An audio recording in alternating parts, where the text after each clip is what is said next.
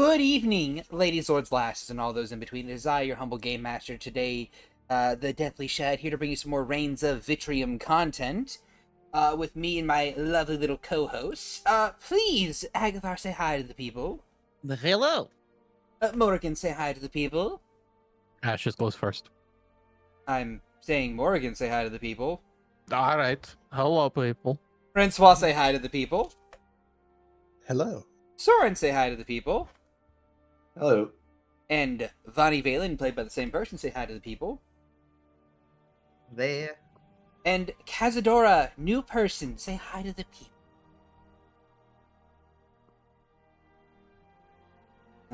That's you, new person.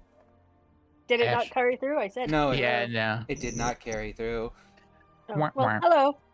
There we go. Awesome. I thought we Halo went in- levels.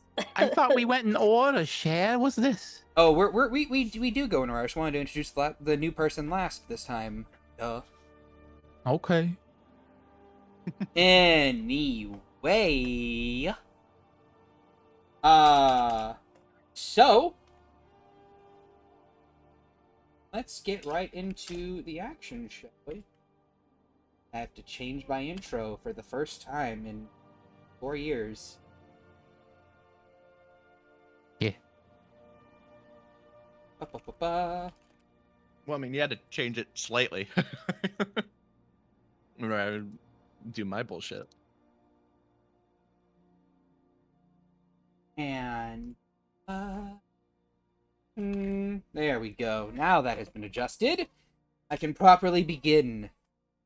So, when last we left our adventurers, Agathar the Kobold Rogue, Halfling, Morgan the Halfling Divination Wizard, Ransaw the Rabbit Folk Monk, Soren the Rabbit Folk Samurai, Vani and Vaelyn the Rabbit Folk Smith and or Blood Hunter Cleric, and newfound friend Cazadora the Owlin Rogue. The party arrived in Celeste! Woo!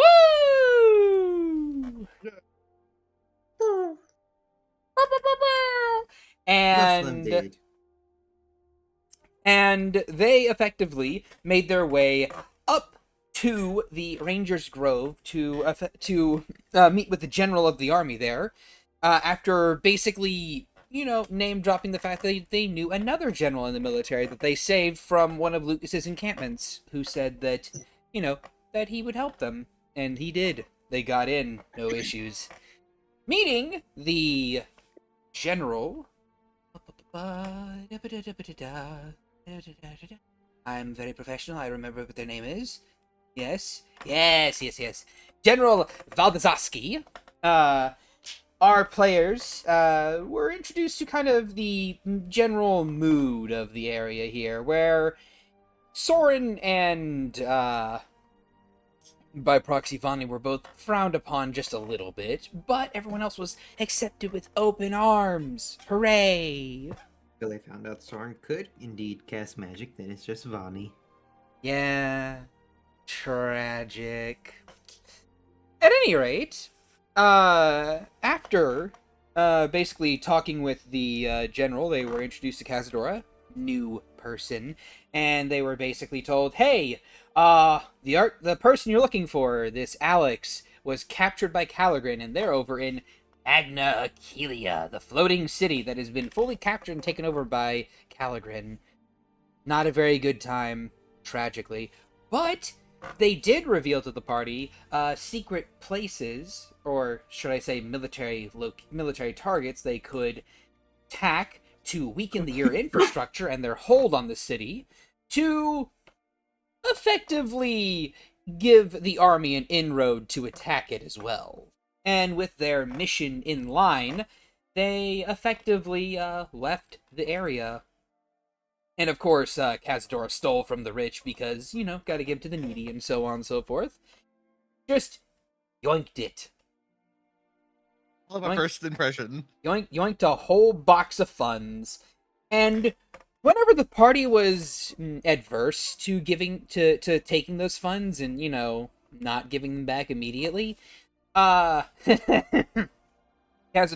just casually drops, Oh, well, I mean, I could give it to these other people and frame them. Well, why would you want to frame them? Oh, because that one killed children, that one burned a village, and that one's just a general asshole. Vibes didn't pass. To which the party just collectively responds with, why didn't you lead with that? And Vuori was Francois fine with had it. a mild meltdown about having to maybe overthrow another government regime again for like Get the used to it. third time in a row. As long as we get paid. Yes. And, of course... I'm collecting them like Pokemon cards. Yes, and of course, ch-ldr-n was able to collect a new card and was able to give Agathar a lovely card that had Soren on it, shirtless. Ooh la la. Yeah, don't worry about that. Mm. We worry about that.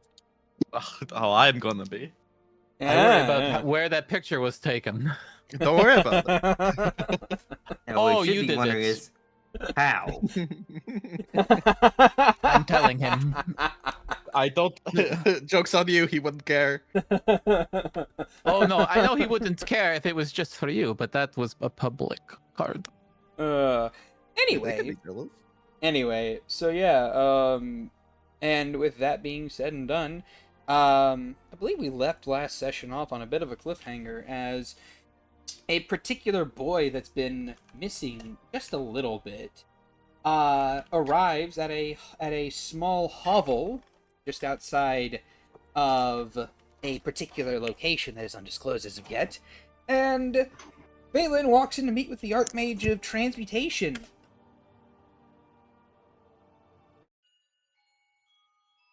So, you have entered this room.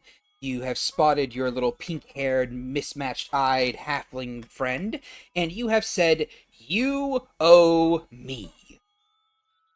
Which she says, "Oh, do I? For what?" Or what the others did for you. Hmm. I'm here to call it in.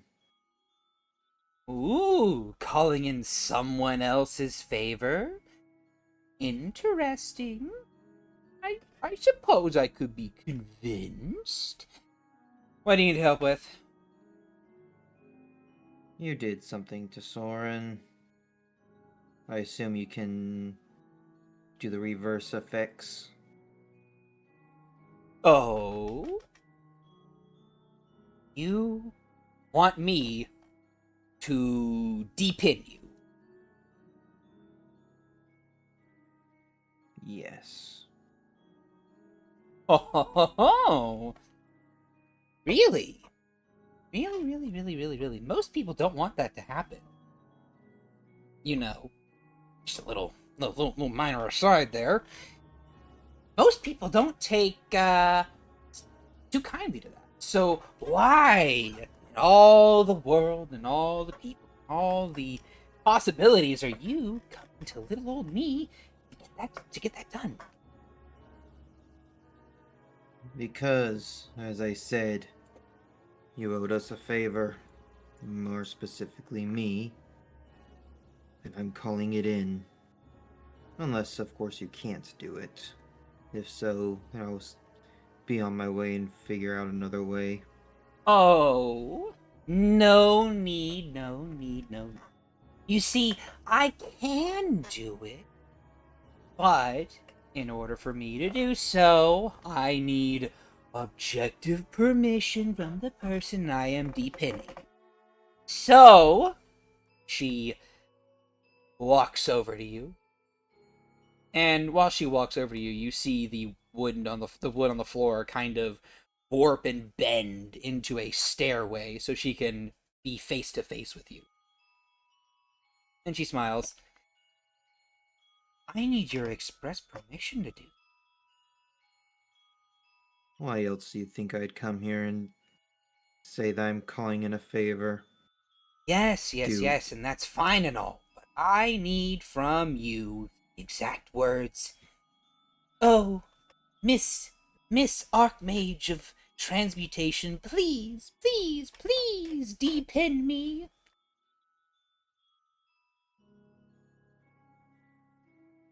remove the affliction that is the linchpin. Otherwise, I don't need you. You do need me if you want it removed. No one else can. I'm sure there are ways. Death is one way.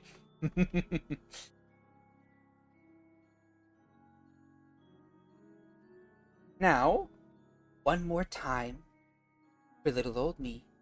She pulls out a small rock and she pushes a thumb into it. And she waves it in front of your face.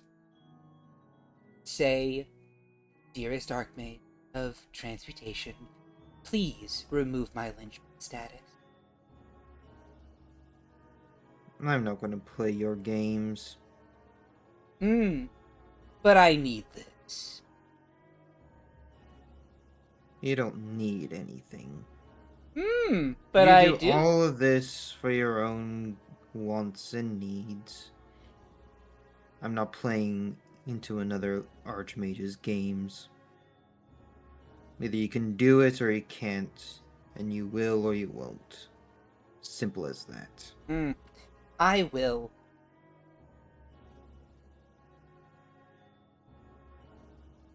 Like I said, express total undying passion. Remove it.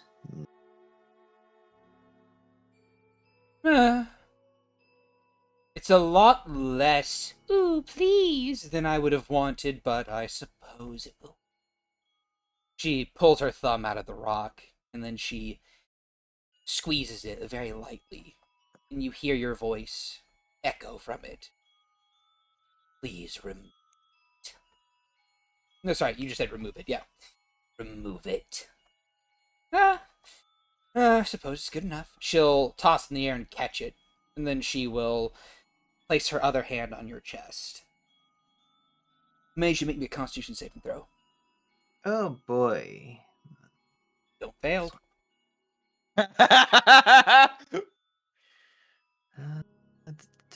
Con save. Just double checking a few things. Spell effect. This is not a spell Alright. effect. Base then. Magic as fuck. Why is that on the wrong character? So, you feel a tug on your inner self, on your chest. Would a Like 15 make it any better? Would a 15 make it any better? Yeah, it'd make it a little bit better. Alright, I'll burn in that one token. Okay. So, you feel... It's as if someone grabbed one of your teeth and is trying to rip it out of your jawline without any anesthesia or any, any other way of, like, counteracting the pain that comes with that. It is horrific. You feel as if a very part of your essence, your very fabric, your being is being ripped out of your body. And after a few seconds of you kind of just realizing you're screaming in horror and pain, you collapse to the ground and you feel enfeebled. You have 2 levels of exhaustion. Yeah. I'm matching Agathar now. It Bitch, would've- that's nothing. It would have been more if you'd rolled lower. I And do you a see- thing and I gain exhaustion, like Agathar. And you see that she is currently holding in her hand a dark green collection of energy in her hand. And with a crushing gesture, she balls it up, and then as she opens it again, as she opens her hand again, there is nothing but a small green jewel in it all. Well, pleasure doing business with you, but I'm gonna need to I'm gonna need to step aside real quick, so that way you don't get caught in the crossfire. And you see the stairs beneath her feet disintegrate, and she walks past you and out the door. And then you would hear a horrific noise from outside. As I switch music. Once again, music switch. Yeah. Valen's not doing anything wrong. No, just what he deserves.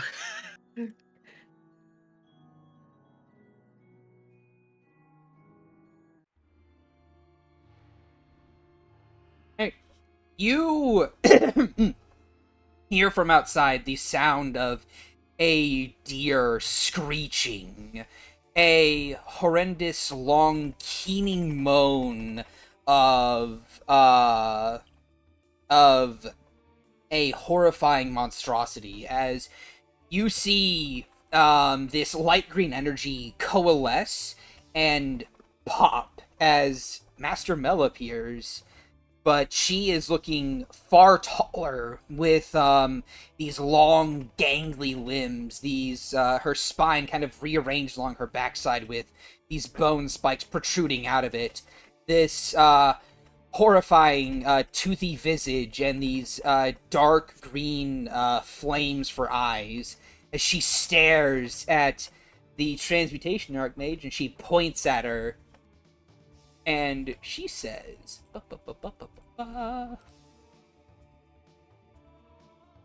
"AC! You dare touch my linchpin! My son!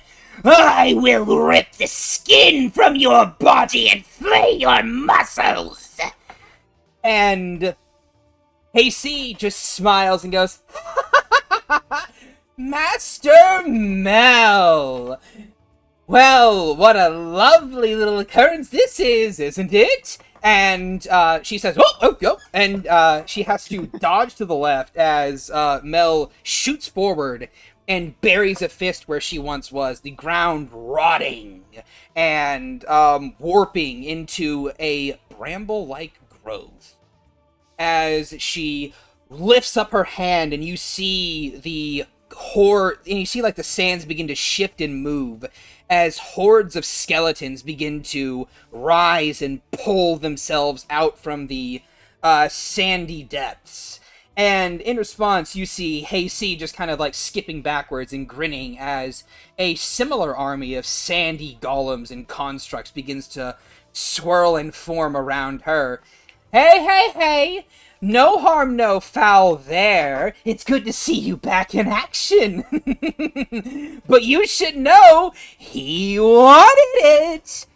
No, you lie, you little slut. You lie. And they continue to clash between each other. Sparks of magic floating and flying through the air as these two armies clash with one another. And you are left in the middle of a large battlefield as you see two armies go at it that were just casually summoned at the snap of a finger by these two women.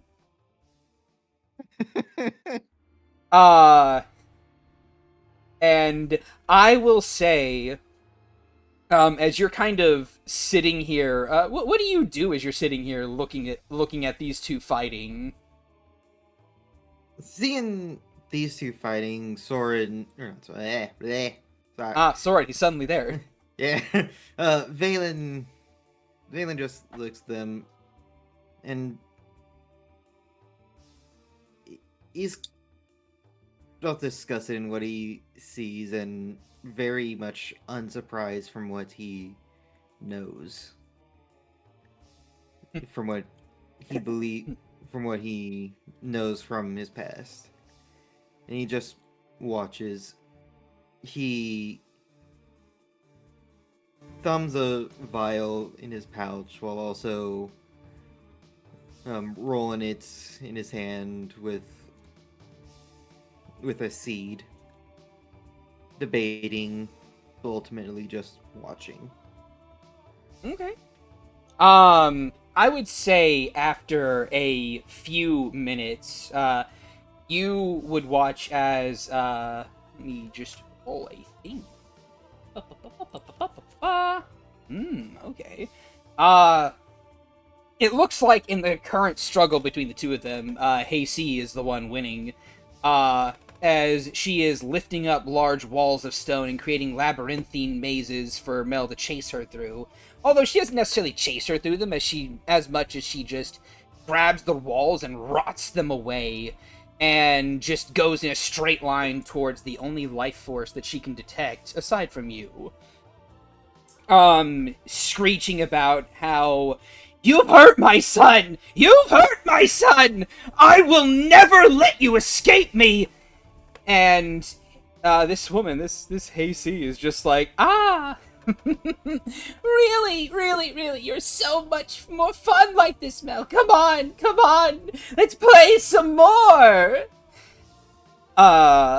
And after a moment or two, yeah, like a few minutes of constant fighting between the two of them,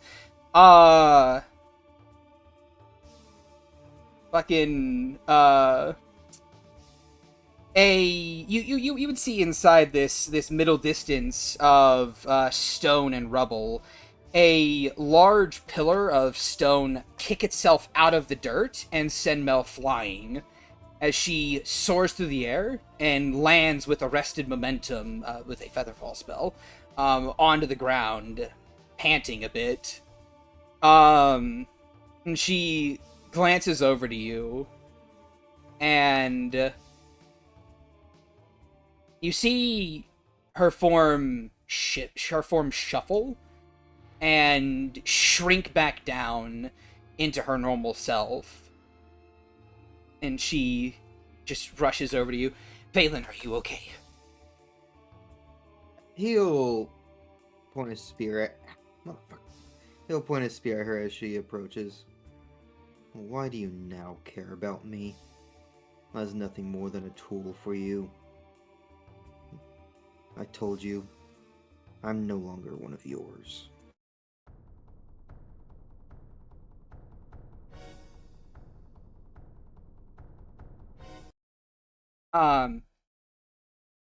What do you mean, Vaelyn? I've always cared about you. I had trouble showing it. Lies. Lies, my son. All you speak. All you do. Since the age of Suba. Lies and deceit. Using anyone and anything for your own gain. What makes this any different? Ages passed, and how many linchpins have actually lived that were not more than toys and tools for you? I refuse to be such thing. Vaelyn, you, Renswa, and Agrathar are the first three linchpins that I've ever taken since Suba. And how can I even believe you? Because, Vaelyn, I'm tired. Especially to You're tired. Especially to those I care about. You never cared about us. It didn't start out that way. You are correct. I was distancing myself because I didn't want to be.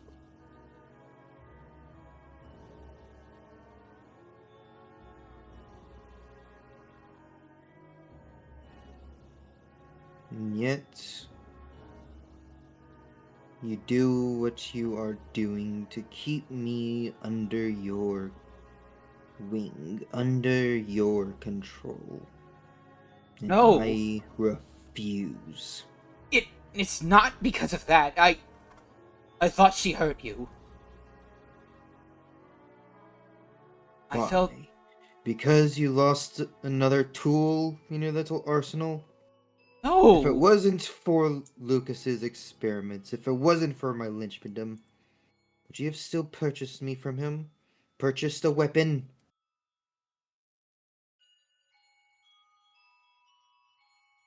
You see that she kind of gets this look of pain on her face. All you linchpin, all you archmages are the same. Full of hubris, full of insanity. Not once have any of you given me a reason to trust you. Vaelyn, It's a simple question. If it wasn't for the lynchpindom, would you have still bought a weapon, a soldier to use from Lucas?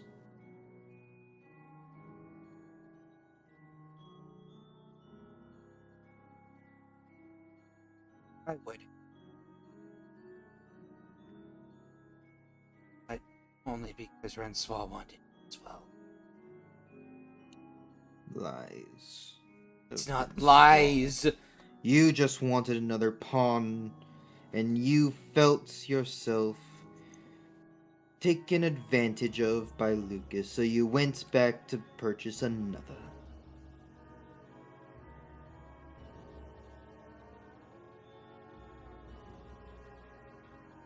And didn't go back for that.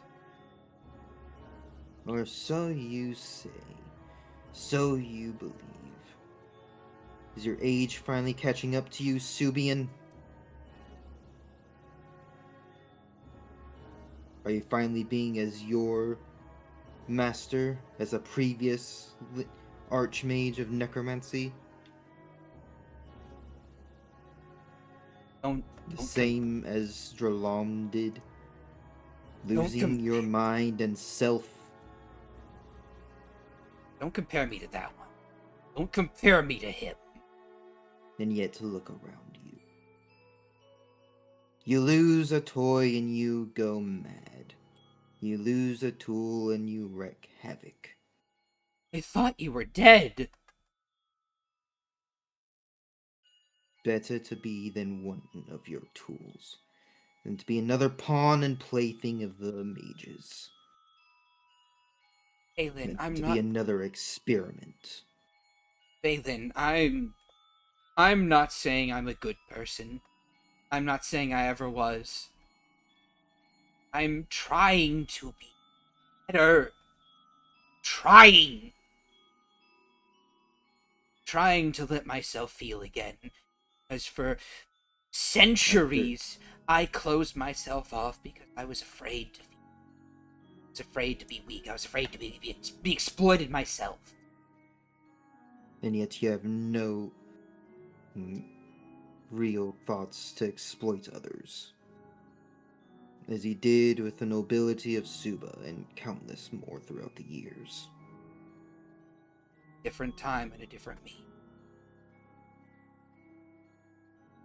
But in the end, still the same, is it not?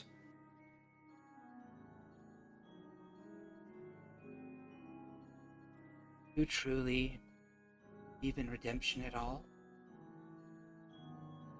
One can't be better, that one can't atone for past mistakes? What I've been trying to do, it's what I've been wanting to do. Wanting and doing are two different things. You've lived countless centuries, seen who knows how many kingdoms rise and fall, and all of a sudden now you want to change. Because your tools do not want a master. You want to change to keep them under your control. Oh. Under your influence. No, that's not the case. Vaelyn, Renswall was the first person I ever had, ever since I left Suba. that I felt something. You are and Francois were the I cared more than myself. Right? I pushed you away. I treated you shit. I'll have to live with that for the rest of my. I'll have to live with the knowledge that I made 3 people that could have maybe cared for me.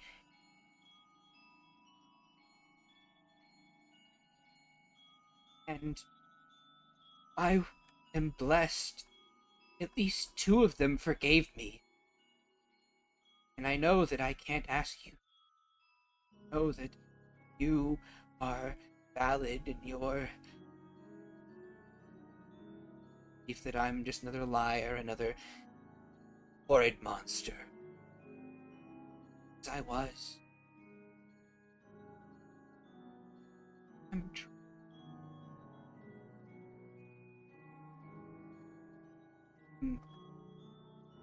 I'm doing the best.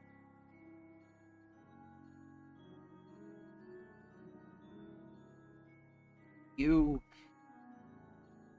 want to go away from me, to leave my aegis.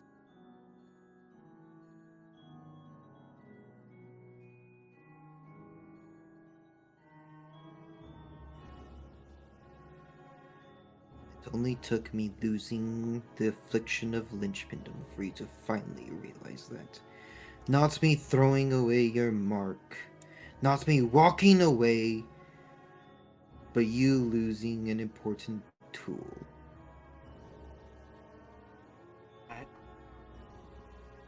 I tried to talk to you at the party, Vaelyn. Think of ways that Kind. Now you want to be kind to an experiment, you're not an experiment. to a failure. You're not a failure either. You think I'm a failure? Apparently not if you manage to convince the other 2 to go back to you. No, I'm tired of it.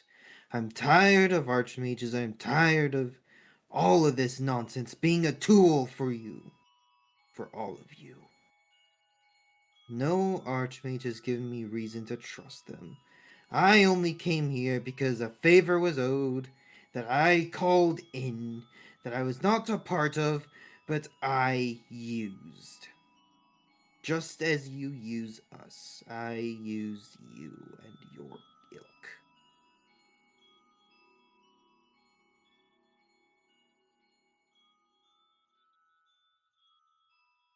And look at you. You dislike being used. The irony.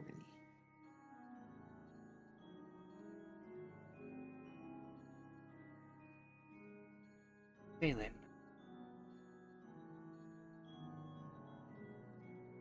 Old woman. And my failure wasn't that you. My failure treating all of you. Doesn't matter that Renswa and Agatha forgave.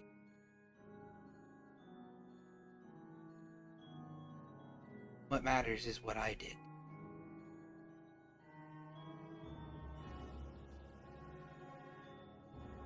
Instead of taking that young man that saw had been abused and hurt and helping mend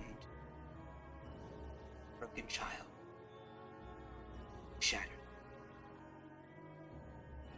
in an attempt to preserve myself.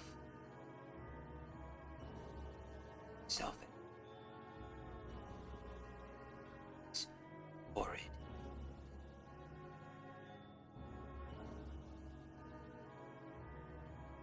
And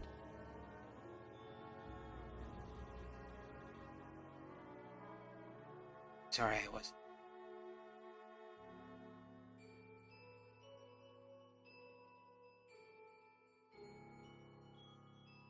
You were never a mother.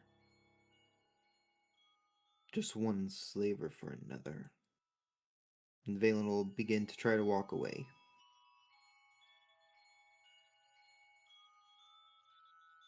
She doesn't stop you.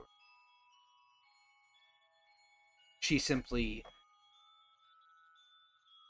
The army around her turning to dust and sand. And all the while in the background you can hear the laughing of AC as she plays on a little speaker over and over again.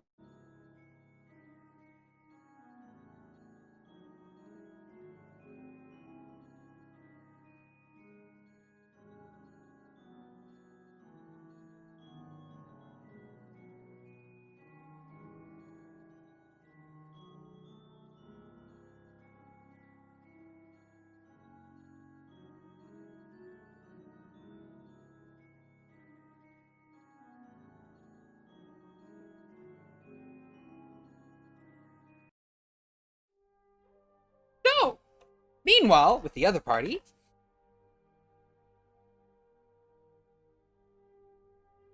Yes, hello. if you guys are able to be okay after all that. Yeah, Man, I'm I sure good. do love my mom. Hmm. Hmm. I had something.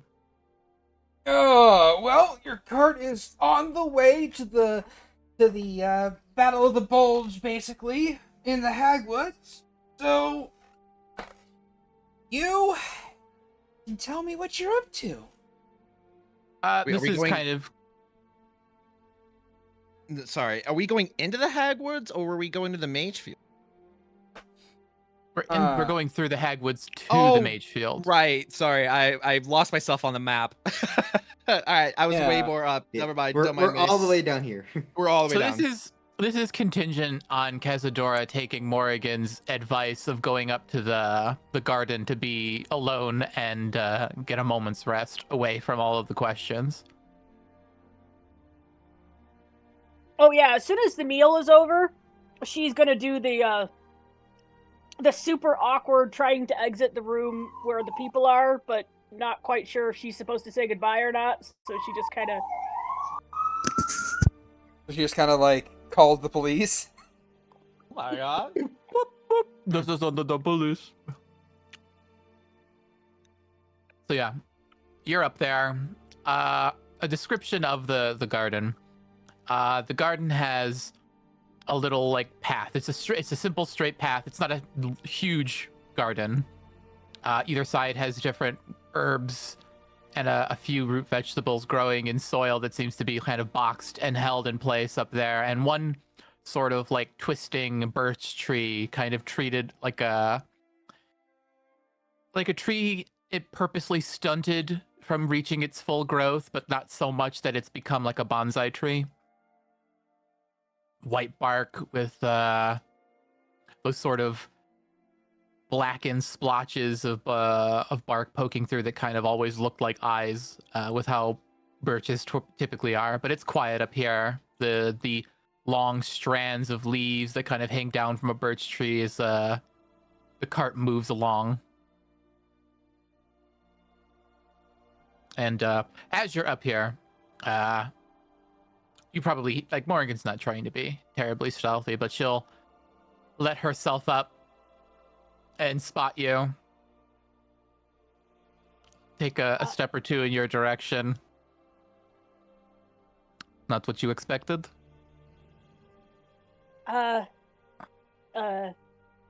no. Yes? Maybe? Different than I expected.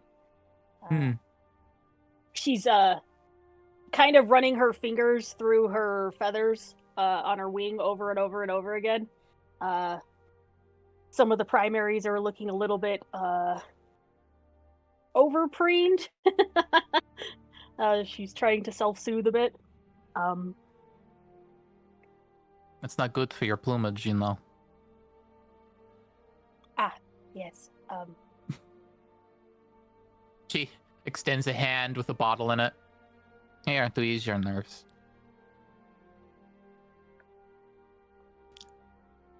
Mm. Not much of a drinker? Well, it's usually a social thing, right? Morrigan kind of like, depending on who you ask. And when it's not a social thing, it's usually oh, People drink sorry. for all sorts of reasons. To calm the nerves, to forget, for social interactions. You don't have to have it. She sits. She settles down. Yeah, she'll take it, and then yeah, I think she does the thing where she takes like a little sip of it, and her face just squinches.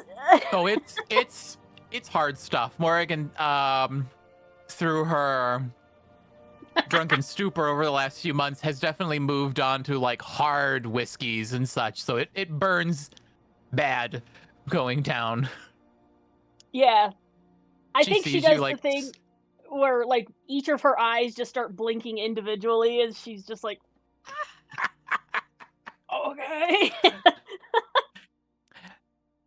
Perhaps a little too strong. I assumed, considering your expertise, perhaps you might have relaxed in a certain way. Forgive me. She says as she's like messing with a little tin and pulls out what looks to be like a rolled like rolling papers and some herbs. She starts making something. So how are you liking it? Definitely overwhelming for a first encounter. It's good. It's nice to see so many so different who are working together, and glad of it. Stick around, you'll see. We typically get on well enough when it comes down to a task, but things have been shaky as of late, interpersonally, but nothing to truly worry about. She finishes wrapping, like rolling this thing, sets it between her teeth as she kind of like snaps her middle finger and thumb together as a little like flame ignites, just kind of floating above her thumb as she lights it and takes a few puffs.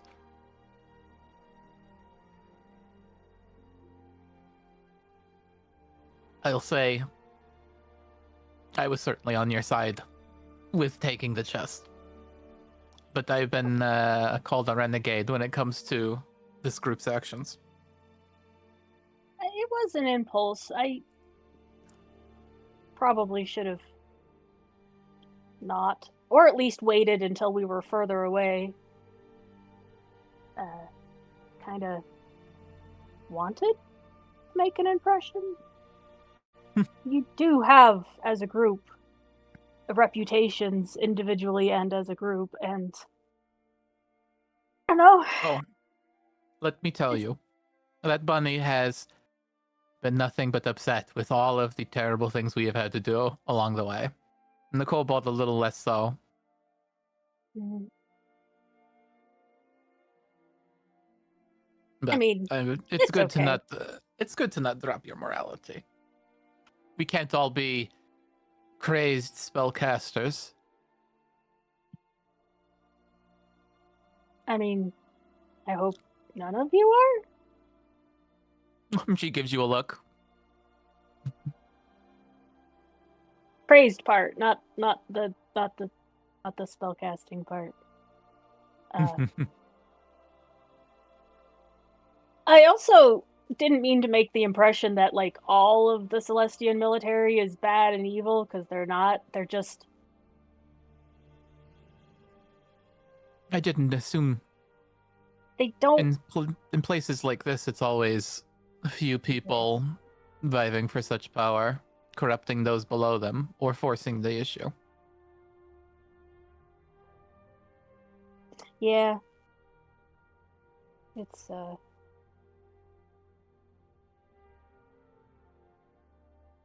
very divisive place to live, for sure. Wouldn't be the first place we've been such as that. But I hope you don't mind terribly too much their questioning. They're just excited to have someone new around. Mm. Especially with the fan stuff. That was unexpected. Oh.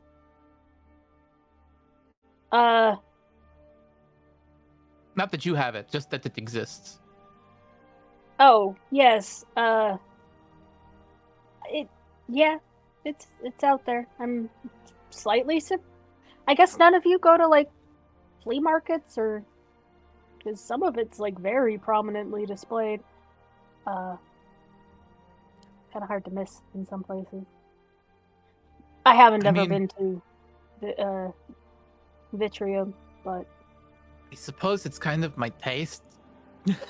With how much gold I've had to make, and I have made. I haven't really seen the reason to go squelching and pinching pennies when I could really just bouge it up. So I perhaps maybe missed it by not slumming it for a change.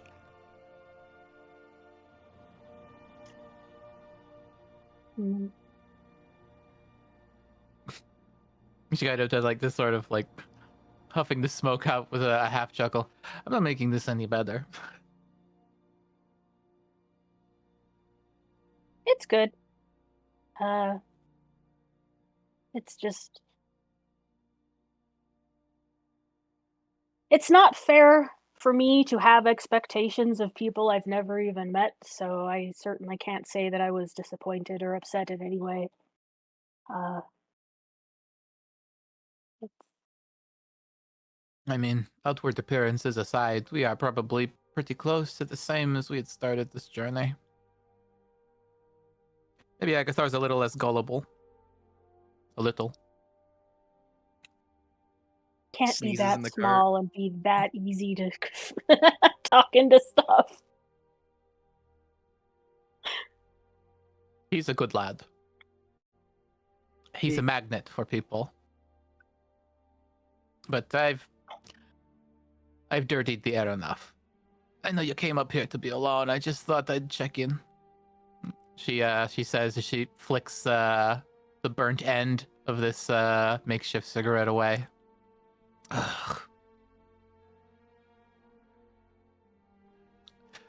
At some point, you should think about what it is you like to eat and let me know. Oh. Do you do much with fish? I can I do quite a haven't lot with fish. Had occasion to fish in a while. I think I have few things frozen.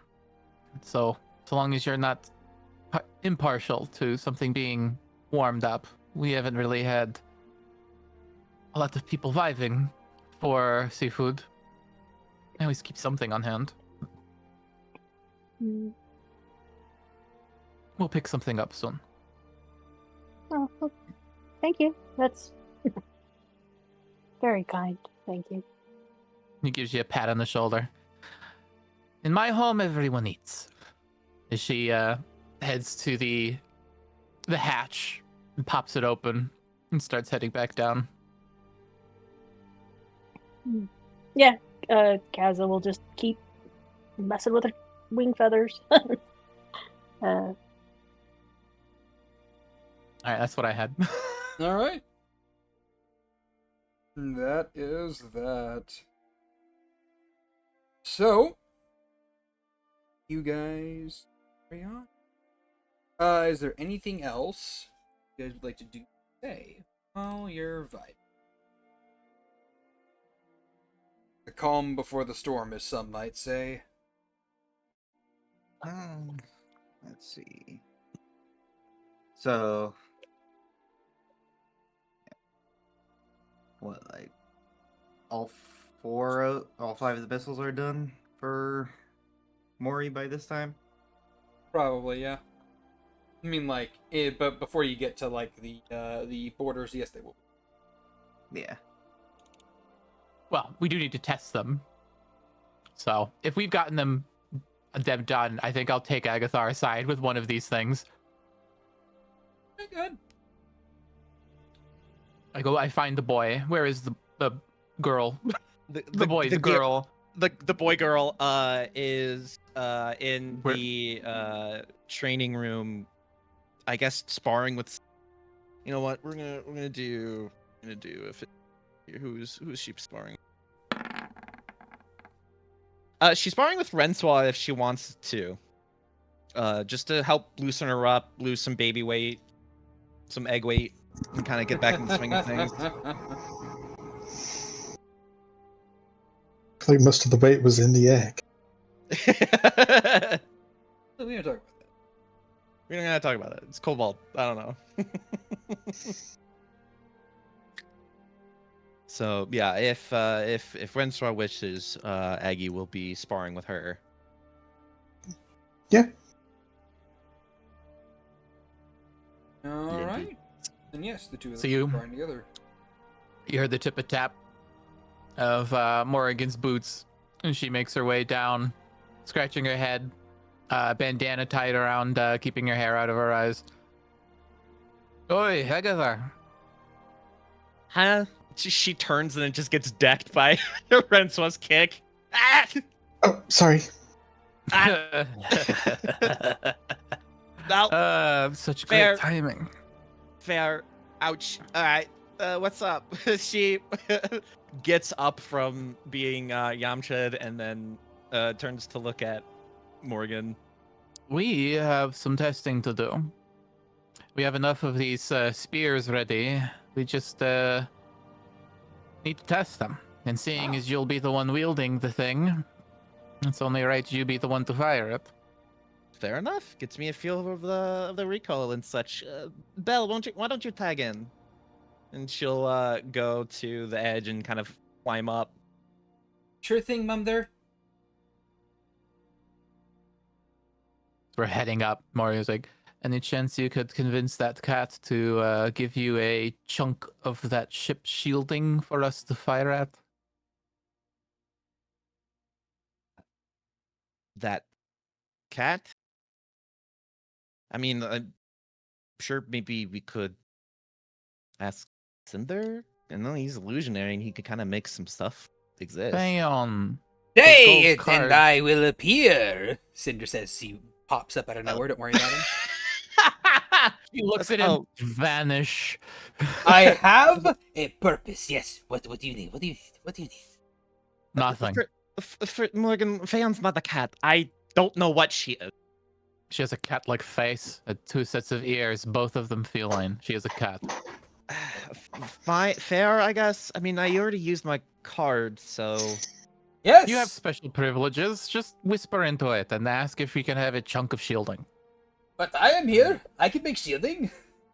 yeah, I would have to probably pay Feon for the shielding. When Not if it's for testing purposes. She loves that science shit. Just tell her it's for science. Cinder looks really. Cinder looks to you like, please, let me do something. We'll use Cinder. He's kind of been thumbing around, and we'll get the same results. You think so? All right, Cinder, I need you to hold this shielding up. We'll fire at it No, while you're holding you- it. No, send it somewhere. I don't need to hold this. I can make it float. I believe my joke has gone over your head, much in like that piece of metal. You see, I chose not to accept that joke because it is not very funny. Not God for damn. you. I found it quite comical. Of course you would. You're a very mean-spirited person.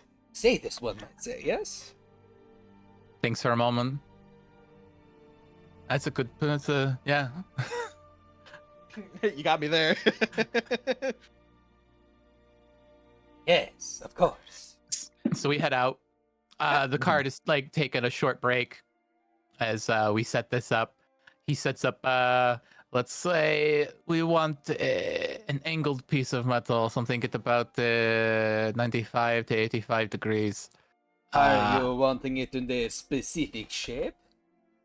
Yes, I just told you it's No, supposed to be. I mean, like, do you want it in this shape? And he snaps his fingers, and a dropship appears. Oh shit! Enemy fire! She reaches out with her staff and jabs at it. It dings off the metal.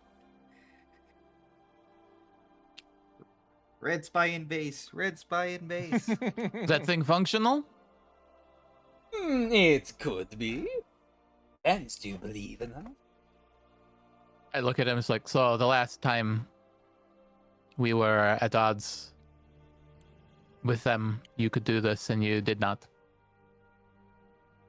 Oh, I hadn't seen them in action. I wasn't involved. You did not ask. Well, that's because I think you're some kind of goofy spellcaster that invited themselves into my home, so I don't expect much or anything from you. Ah, but that is where you are wrong. You did not ask.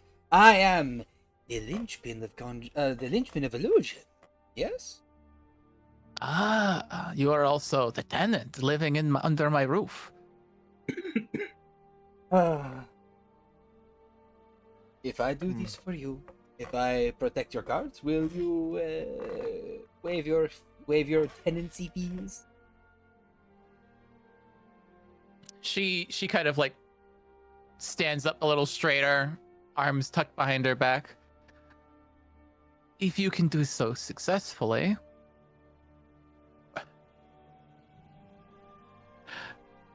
here's how this will work.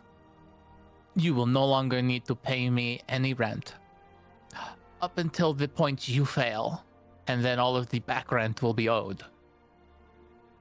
That isn't fair. Yeah, who determines how he fails? Exactly. If I no longer Me, have a home, that is the beautiful part. Look. Some things are outside of my. and some things owe me money. I am offering you free room and board, something I don't want to do because I can't be here all the time. That's not free room and board when he has to pay for it at a random point in time. If he fails at his task that he says he can do, he's the linchpin of evolution. He could just make some money up. I just opens her mouth. Fuck. He I- fucking conjured an entire dropship out of nowhere. I'm pretty sure he knows what a gold piece is. I don't know what you mean. I have done nothing of the sort. I just pushed the head of my staff into his stomach. That's my gut. Oh, good, you're real. Just because this is a Caliban drop ship doesn't exactly mean it's the same thing. They're fast and durable and maneuverable. He snaps his fingers and just starts doing loop-de-loops. Looks at you. I guess fair.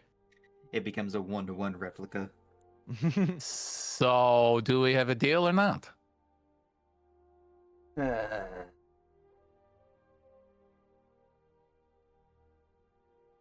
Only if it is destroyed by something that I could not conceivably defend against.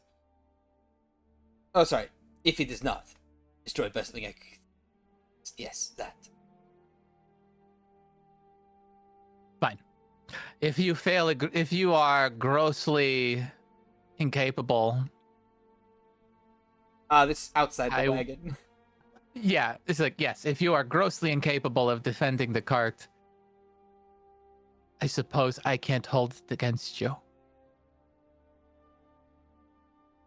She strokes her chin. Reduced rent.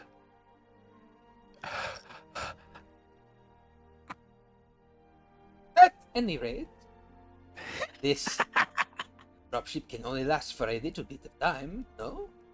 Alright, position it where it won't cause any collateral damage if we graze off of it and the spear goes launching into the forest.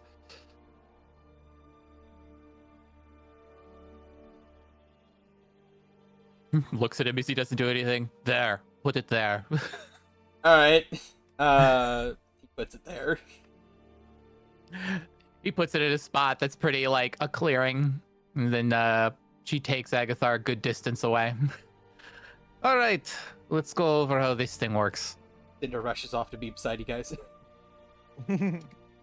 You place the cushion here on your shoulder, you hold the handle here, and then you hold the trigger mechanism here.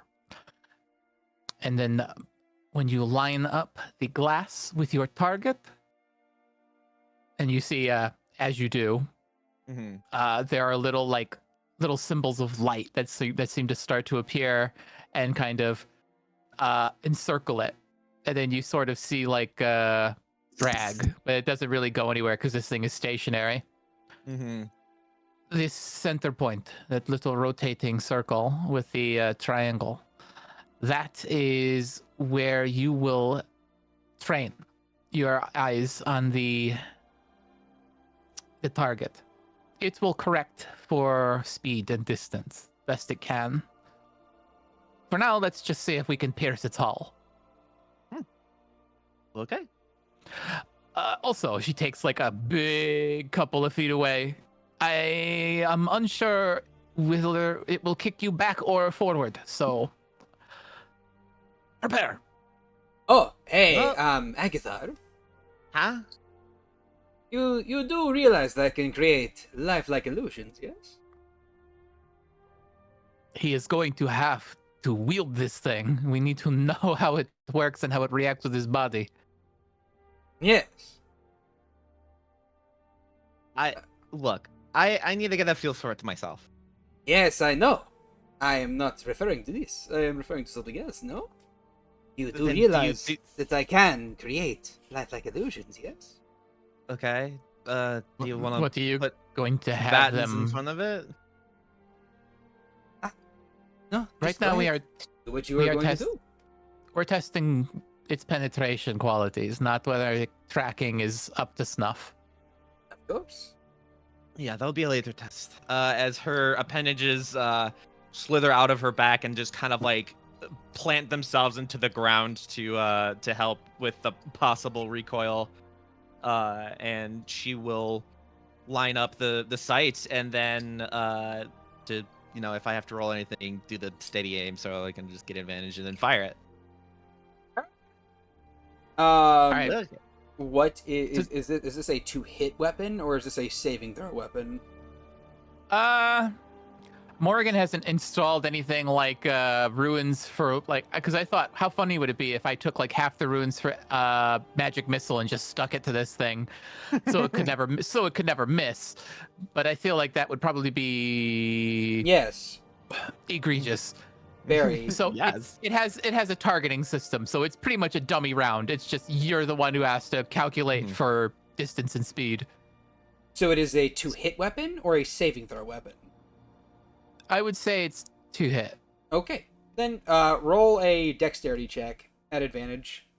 Cool. I also have the gunner feat, so I probably should be proficient in this, correct? Smiles. Roll your dexterity check. Yeah, this is not a gun. I mean, it's a big gun. It's a heavy ordnance. 17. Morgan, what's your spellcasting ability modifier? No, wait, sorry. Vani, what is your spellcasting ability modifier? What's magic? A good question. Charisma. What's your charisma modifier? 2. Okay. Add 2 to that. It's a 19. A 19 would indeed hit a ch-ldr-n drop. So yes. You fire this thing. Agathar, roll me a strength saving throw at advantage. Sweet. I'm actually proficient in this. Oh, you are? Oh yeah. 'cause Thanks, Ranger. Oh yeah. I forgot you had that. Okay. Yeah, no. You do not get blasted backwards. Question: is Cinder behind Agathar? No, he is not. He's standing off to the side. Great, because he would no longer be behind Agathar. Yeah. This Nerd thing, says there's like magic words. there is like a fucking like geyser of fire that just goes like boof as this thing fucking whistles out of the front of this thing. It has like a sort of like I can't do that. A little, that kind of whistle. a little whistle, a little. As, No, it has. It's almost like a siren. Like she's there's a couple of like small holes and things in it that cause it to spin and turn to stabilize itself in flight. Mhm. And it of course pierces the hull of the So, yeah. dropship. It goes in, and there's like a half a second of like it worked, and then you just see the other side of the ship explode outwards. As essentially what it did was it pierced, went inside, slowed down enough to stop, and then the charge inside went bluey, and because it's a sealed compartment, outside the other way it went kablooey. So yeah, this illusion explodes, and I need the both of you to roll me. What would it be? For deafness, Constitution. No. Intelligence checks. Ooh. Natural 20. Why am I rolling like this now? I don't want to roll like this now. Hey, 23 for natural 20, 23 because the Borg is just built different. All right. Well, yeah, your wizard. So yeah, the both of you watch this thing explode, and about midway through its explosion, which is very, very lifelike, it dissipates and it shatters into nothing but illusory magic that fades away.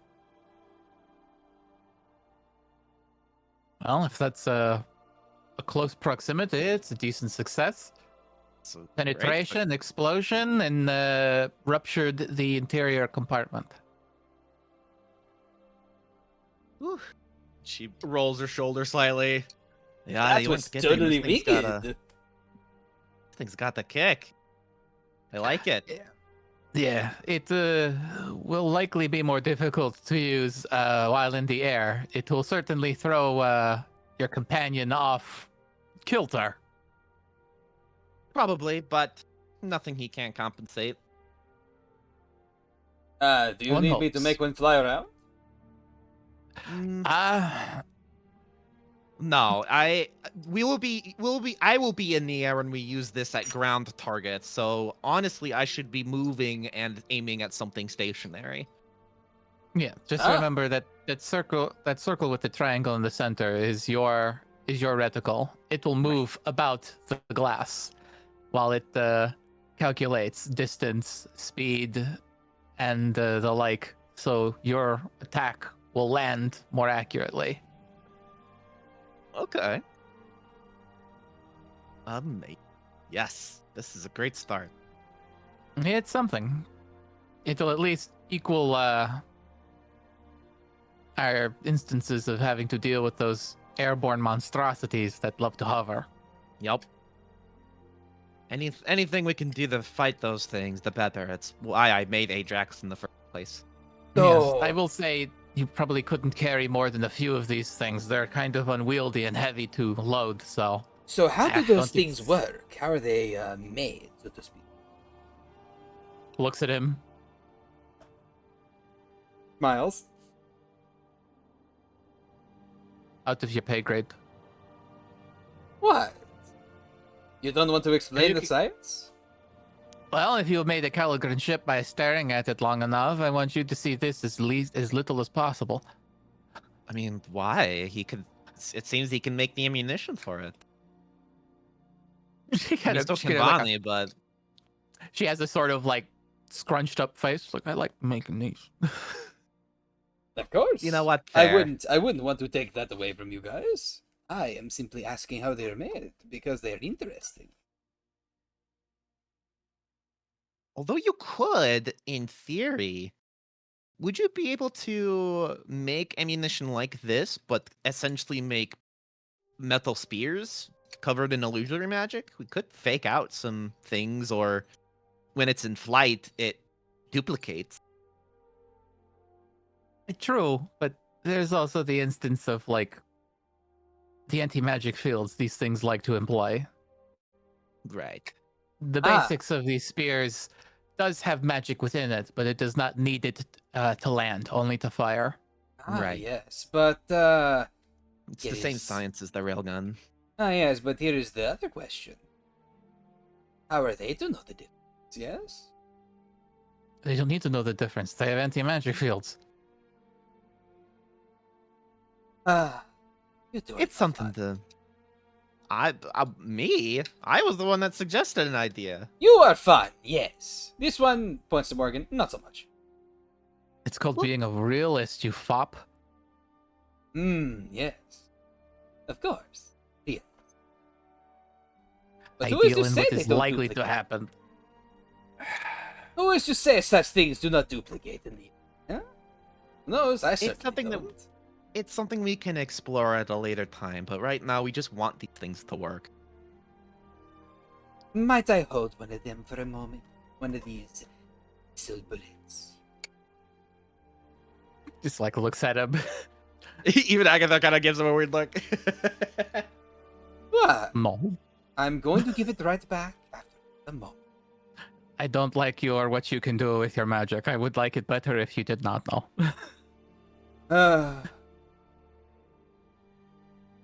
So My middle name, Morrigan on Fan O'Malron. is it now? No. Oh, She walks past him towards the house. that would have been interesting, though. She pats him on the leg and with a reassuring smile, and then just follows Morrigan inside, hauling this fucking javelin missile with her. I'm trying to be helpful to you people. You were being helpful. Move out. No, Don't listen to her. I am supposed to be here for reasons. There are two kinds of people. Morrigan and Agatha. Uh, The like- different kinds of people. yeah, no, he'll follow you guys in and give a wave to Cazadora, who's just like on top of the roof, having watched all this shit happen. I mean, I don't know how often Cazador is up there. This isn't like right after I talked to you. It was like a day later or some shit while we're heading out in the Probably woods. often, I would think, if they're introverted. Fair enough. That's fair. Yeah. Your wagon is a madhouse. You have no idea. No, It's I her know it's a actual nightmare. madhouse. I've been doing all I can to get rid of these people, but they're like roaches. They won't go. And my family, these people I love and appreciate, won't let me kick them out. Because we need them. You don't need the slime girl.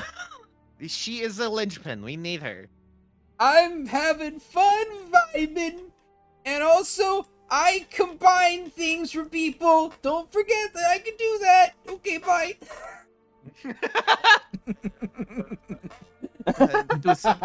You can't just roll on being useful one time to stay. I made that Oh my- staff of yours, and you use that staff to get something else. Yeah, Make me you sold sad. her hard work. Yeah. What do you mean hard work? She ate 3 magic items, shat out another one. I sold it and got something better. All right. It's the Well, best thing she's done so far. do you know how to do that? No, I don't shit magic items. Yeah. So how do you know it was hard? Not hard for her. Exactly. You don't know. I man. watched her do it. You're being mean. I mean, Anyway. there's nothing being mean about it. I am. Anyway, so yeah, no, you guys all pile back in the cart and continue to move on. Hey, Rensois, Away. buddy, friend, pal. What are you doing in this current point in time?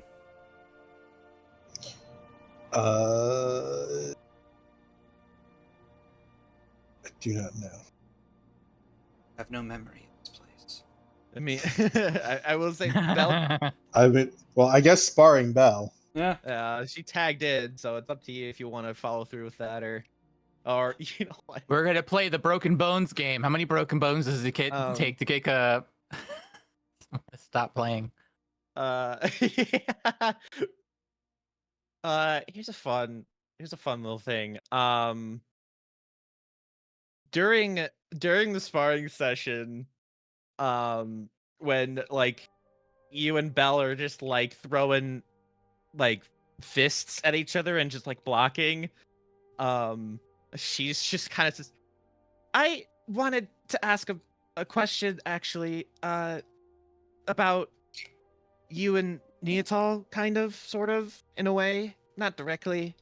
Uh, how did how did you ask her out?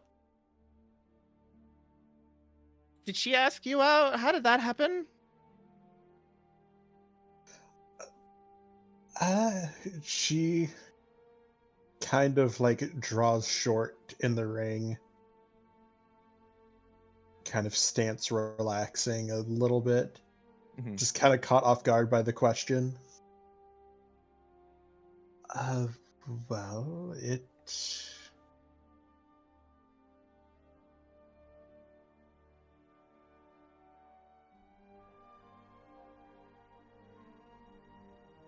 She just kind of like scratches at her cheek.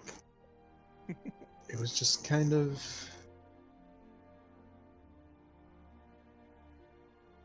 I mean, I guess we really kind of technically didn't. At least not like directly. Just, she was around and we hung out together, and it was just kind of, wordlessly acknowledged through action. Huh. You may have forgotten this, run spot, but Neatal did take you out on a date on a magic carpet ride, literally. Well, yeah, yes, that was previously though. Fair enough. Belle's like kind of like in a boxer stance and kind of like jumping, like bobbing in place a little bit, but then her bobbing kind of ceases and she scratches her own neck. I see.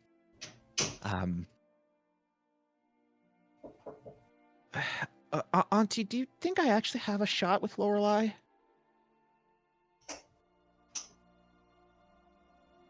I don't see why not. I mean, kind of for a lot of reasons. I mean, she's the Archmage of Divine, and I'm me. What people would call a monstrosity, an abomination. I'm undead. So she knows that, and I don't know. I guess I I'm don't know. overthinking it. Maybe I'm overthinking it, but I mean, come on. Undead swinging over a Archmage of Divine, that sounds like a book, a fairy tale.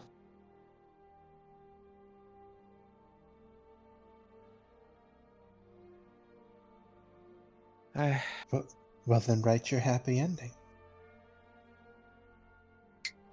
I mean, I very much would like that, but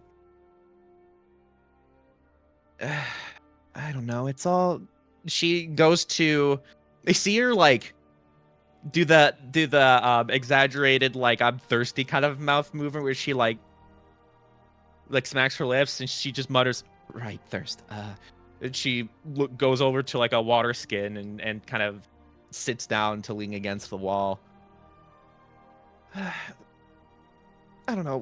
When everyone was on their break, I tried to hang out with Lorelei as much as I could without overbearing, and we went to a dinner once. And it was nice, but I don't know. I don't know what's more scary, if she secretly does or if it's just one-sided.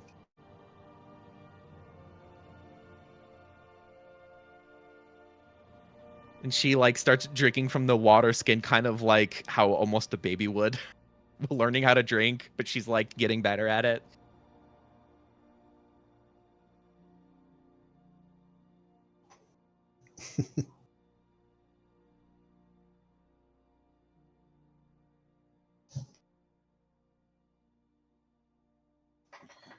One step at a time.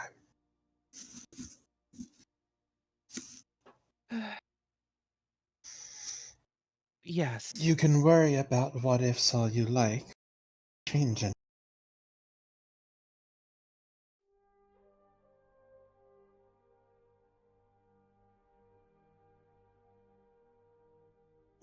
Right. It's just there's so many new things I'm experiencing, and a lot of them are, not great feelings, but Father has told me to allow me to feel those things, but to not let it take control. And it's hard because I really want her to like me.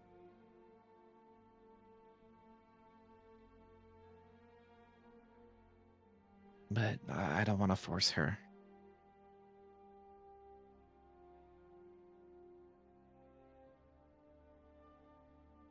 So then just let it go naturally. Yeah. Plus, like, I don't know when I'm gonna see her next. It may be a couple of months, and I don't know if I could wait that long.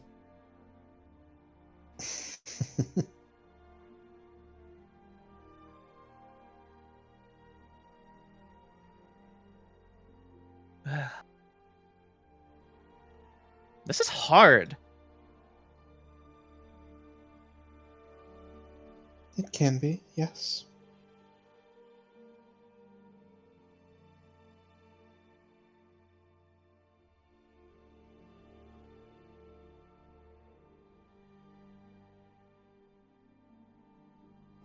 Ugh. But it would be worth it, right? Yeah, it would. It would be. She's been through a lot, and I just want to protect her. She treated me so nicely, and she didn't have a reason to. She knew what I was, especially before this. And she didn't judge me. I know some look people give me, especially when I wasn't covered in skin. She didn't look at me like that, and I don't know. It just something just clicked.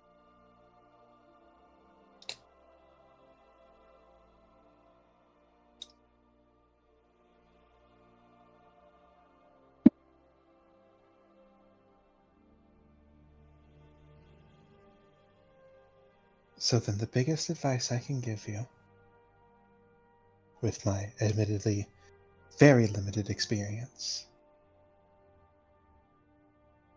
is one, to go at your own pace.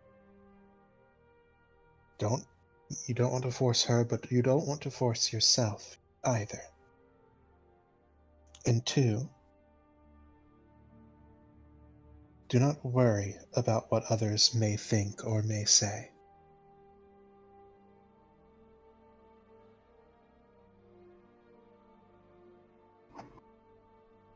What matters is you and her.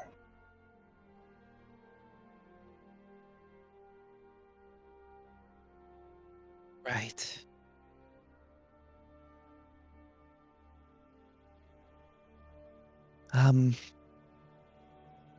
I also maybe sort of. She rubs the back of her neck, kind of blushing softly. I maybe did use. I tried maybe to smolder once. How did that work out? I I think it went well. She kind of muttered something and looked around kind of a lot. And she turned red. So I think it went well, unless that was embarrassment. Was that embarrassment? Oh my god, what if it was embarrassment? I did it on the street too. Oh my god, did I embarrass her in the middle of the street? Relax. She grabs her horns.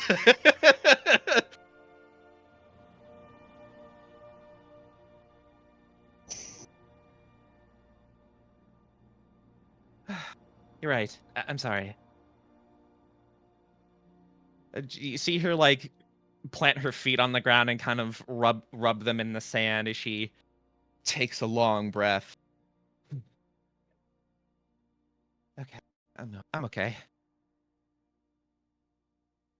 Thanks, Auntie. I needed to hear that.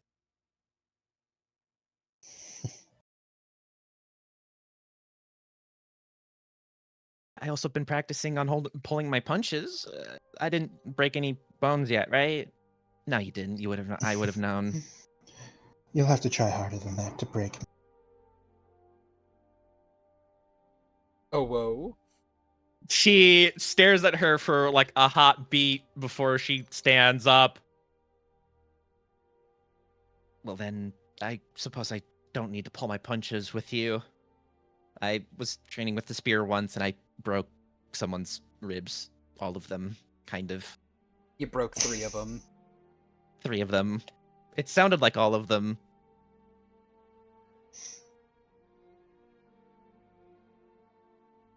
I'm sure he walked it off.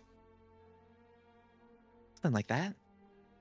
I guess I did technically win against Tritonia. And she, like, returns into her boxer stance. And then As he would say, that was not the return. win, that was a draw! I did lose. To be fair, he she'll also return. got drop kicked by Vuori, so.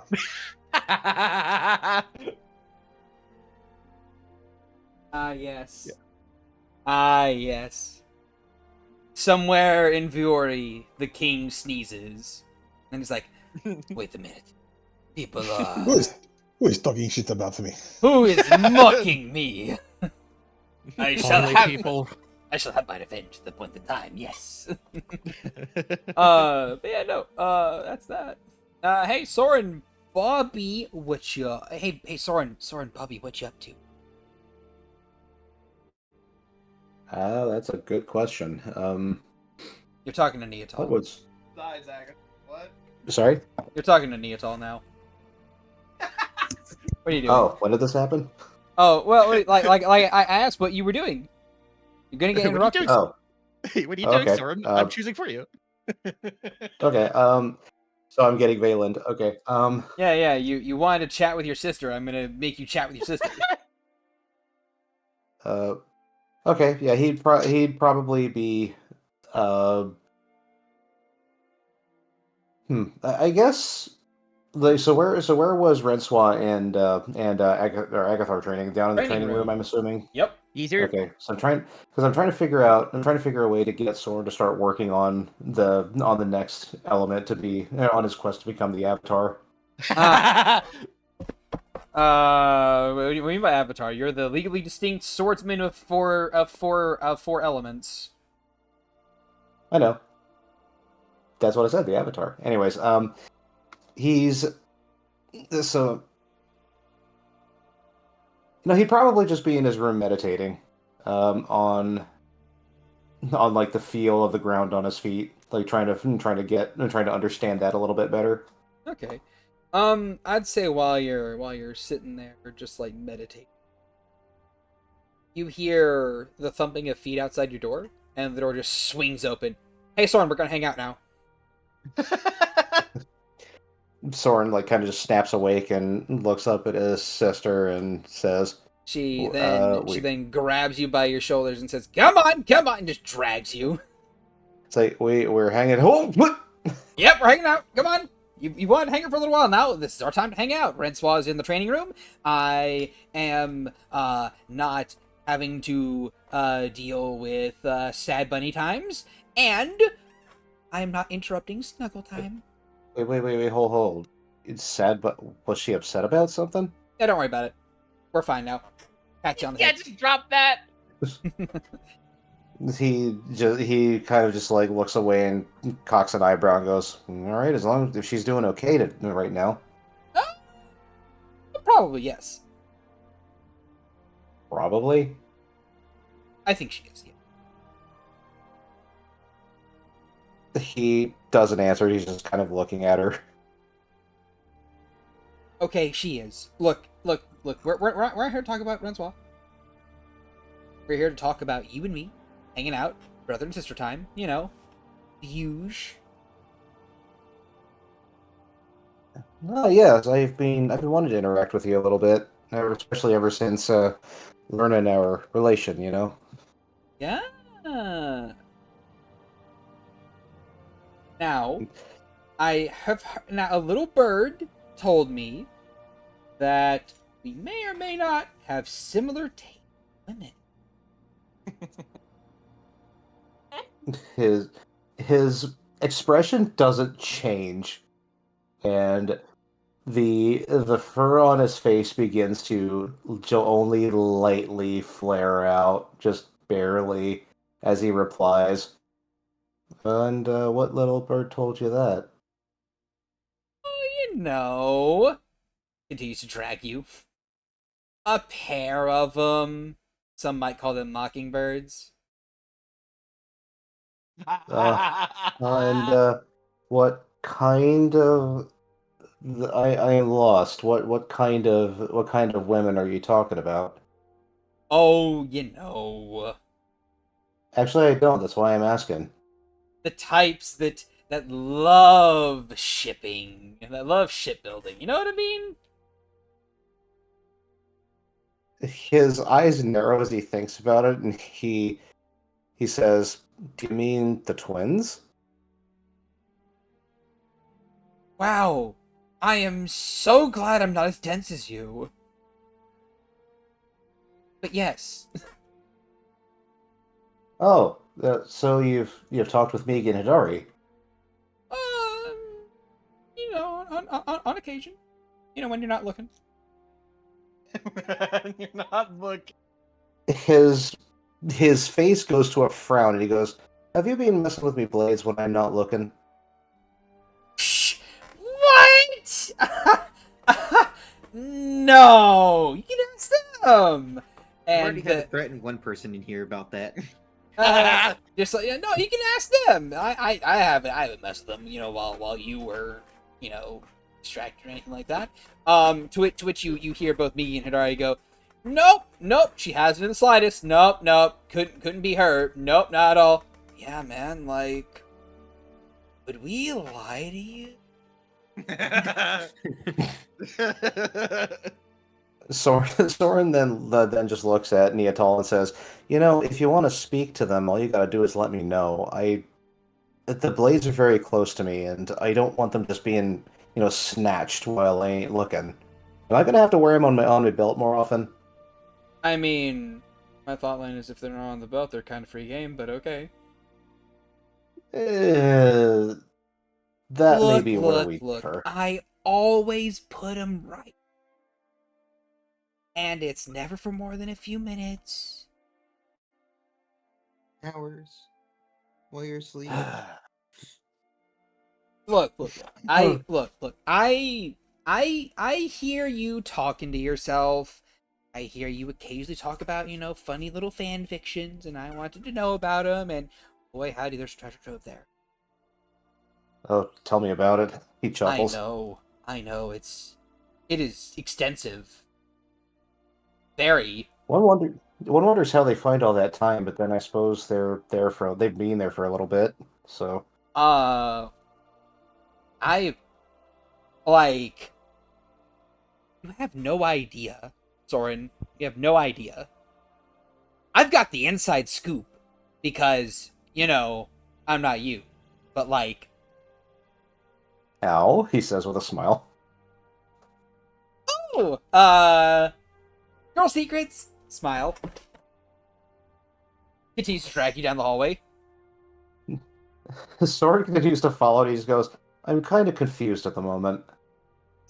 Oh, don't worry about I it. could be a woman, right?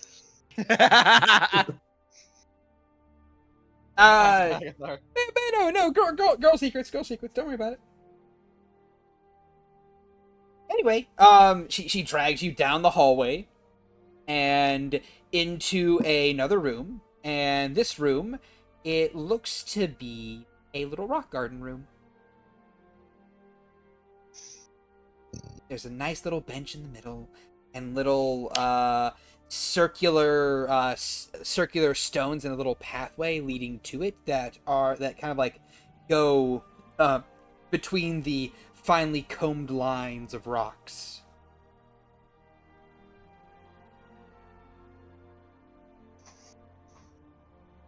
He follows, and he's never been to this part, been here, right? No. Yeah, so, and this is in the card, right? Yes. Okay, so he's just looking at the walls and like down the stairs, and then going, "Man, this really proves to me that I ain't been everywhere in this cart. I didn't even know this was here." Wait, where are they going? A rock garden. In the cart. You just giving me free stuff now? I don't know what you're talking about. Free stuff, Shad. Anyway, but yeah, no. She takes a seat on the bench in the middle of it all, and just kind of says, "Well, of course you haven't been here. You haven't been exploring the place. You've been too busy going to your room, the living room, the training room, Morgan's room. You Yeah, know. being on the roof. Oh That yeah, and the last roof one was too. said bitterly. You know, the usual places. Maybe Vani's shop, little smithy area." He I've shrugs. been there once to speak with her. Oh yeah. You're right about that. We should go visit her I more should talk to her often. more. Yeah. And he just looks at her as they both repeat the same thing. Yeah. and Vonnie's she just like, no, you should leave me alone more. she gives you the double finger guns and goes, "Hey, twins." Twins or just both great minds? Oh, I like that one. Great minds think alike, you know? You know? Yeah. I get it. Uh, you know what? Actually, hold on. If we have a moment where we both think the same thing, we say it out loud. I say great minds, and you go think alike. Huh? He takes a deep breath and goes, "Well, I could try. We haven't had many moments like that, so I might need practice." Fair enough. Either that, or if you say great minds, I say, "Oh, think alike." You know, so long as one of us, says it first, the other one has to finish it. This way, we can do the sibling thing. Either that, or if we both initiate at once, we could just say the whole thing together, like those creepy twins in some stories. Ooh, I love that idea. You think we could freak out someone like that? I think we could freak out everyone here in the cart like that. Ooh. Oh, I just thought of an idea. Okay. So, Miki and Hiro are connected, right? Hmm. What if you let me wear one of them on my hip, and they can relay information between us? Then we can speak at the same time, same cadence, and say the same thing. Huh? His head goes down to kind of like look at the floor as she says this, and then he just Only temporarily. smirks. Then he just smirks and chuckles, and he goes, "That's honestly a hilarious idea." The twins are laughing about this.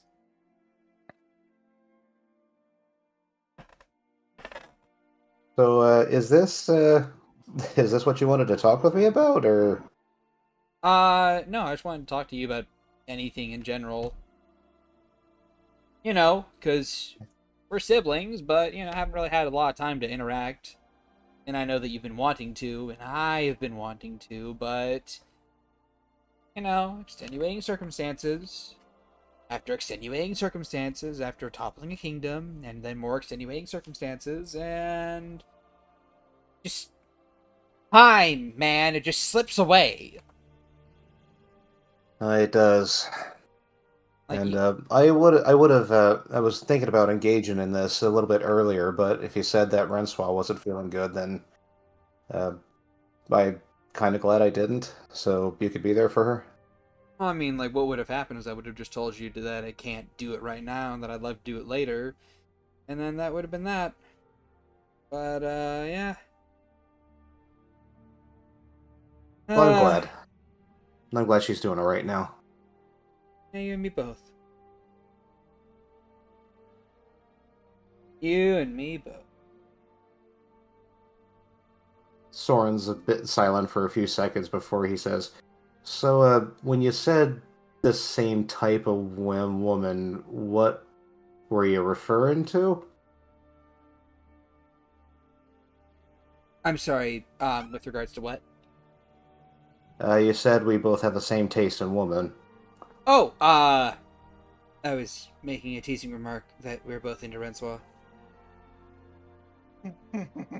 He is silent as he just looks at her. The twins are silent.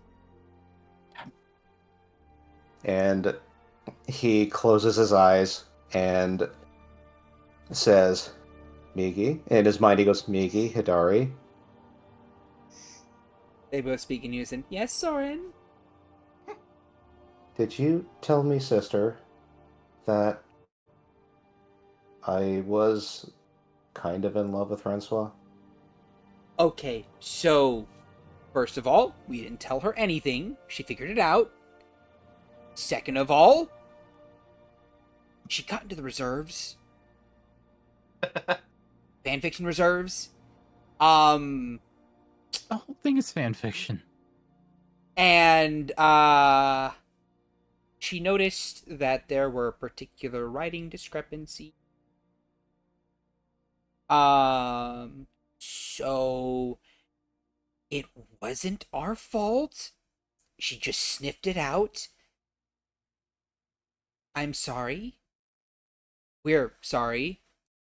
And I think Please. I think she thinks it's just a crush. So she doesn't know that it's the big L word. She thinks it's a crush.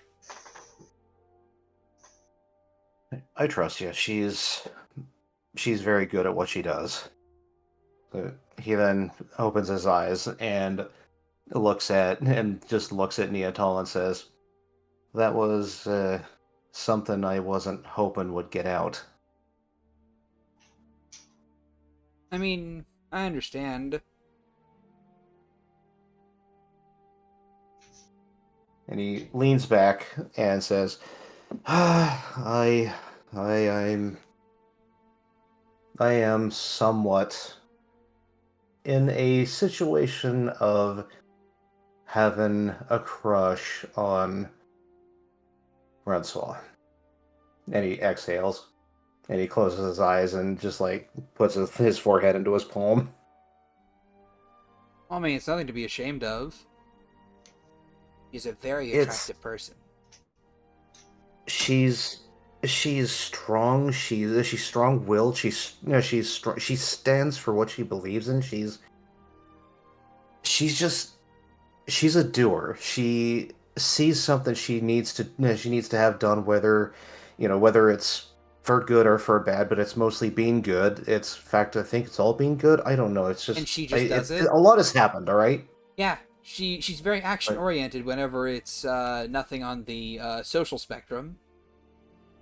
And she never buckles. She always stands for what she believes in. She's never convinced otherwise.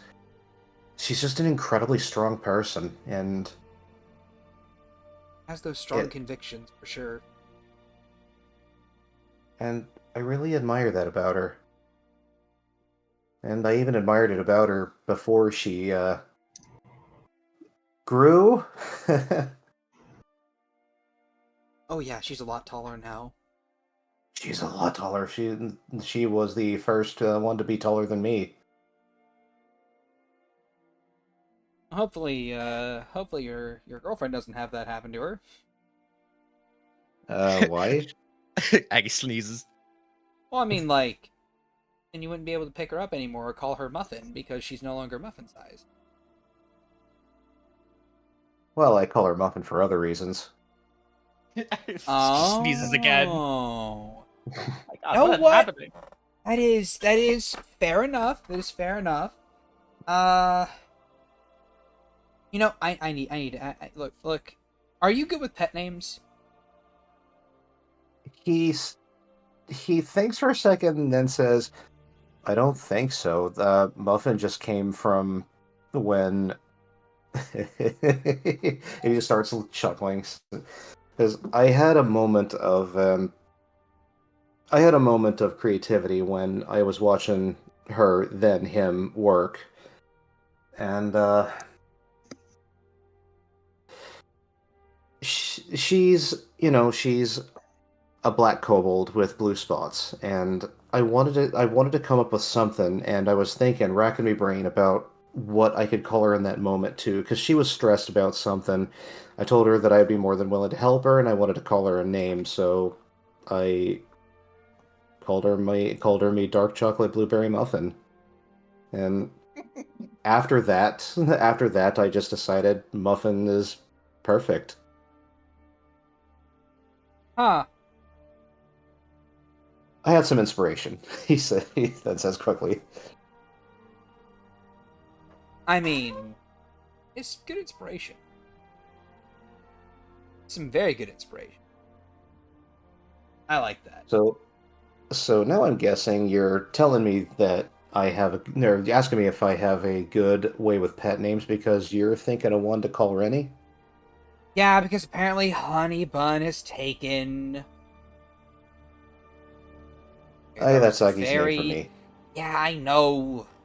Fucking little bastard. Stole the good I one. gotta sneezes again. Fuck! What is happening? Like, allergies No must be happening. offense. No offense. No offense to your girlfriend. It's just the most obvious one. She stole it. She And gets then claims I the can't come at use a it. bitch. She gets the come at a bitch sense. It just kind of turns to face the door. Red Squall is like kind of a reddish brown, or is she just completely brown? I think she's completely. Okay. Well, how about he starts thinking as he looks up and starts scratching his chin. What about Cinnabon? Ooh, Sounds unhealthy. that's a good one. I like that Because one. she's brown like cinnamon is after it's processed, and No, I get it. I get it. You don't need to explain it. what do you think? Does that sound good? Yeah, it does. Gosh, look at us bonding over pet names. Elbows you a little bit. Over a goal we're both interested in. He adds and he chuckles. Yeah, I know, right? Oh, Things are by the way, weird. if you could do me a favor and not tell Rennie about, how I feel about her. Oh no, I wasn't going to. I know she ain't interested, and I know why she ain't interested, and I respect that. I ain't gonna push that, even though I can, switch, kind of like Aggie has. I ain't gonna take advantage of that. She doesn't like me in that way, so I mean, fair enough. I suppose. it's just something I'm afraid will make our friendship, weird. No, I get And it. I understand. Look. That's not my thing to tell. All right. I'm not gonna go revealing that on Swatch. Like, for honestly speaking, she's dealt with enough already. Enough romance and love shit in her life. Like, the situation with Morgan did not go well at all. No, it didn't. And there's me afterwards. So, I'm content just kind of like, let things ride. and just kind of like let her be content. And to be completely honest, I'm kind of happy where I am with her. She's a dear friend and good family member, and honestly, she's a good sister to me. And I treasure what I have. So, She'll flop an arm on your shoulder and just kind of like pull you in for a half hug. Soren will return it.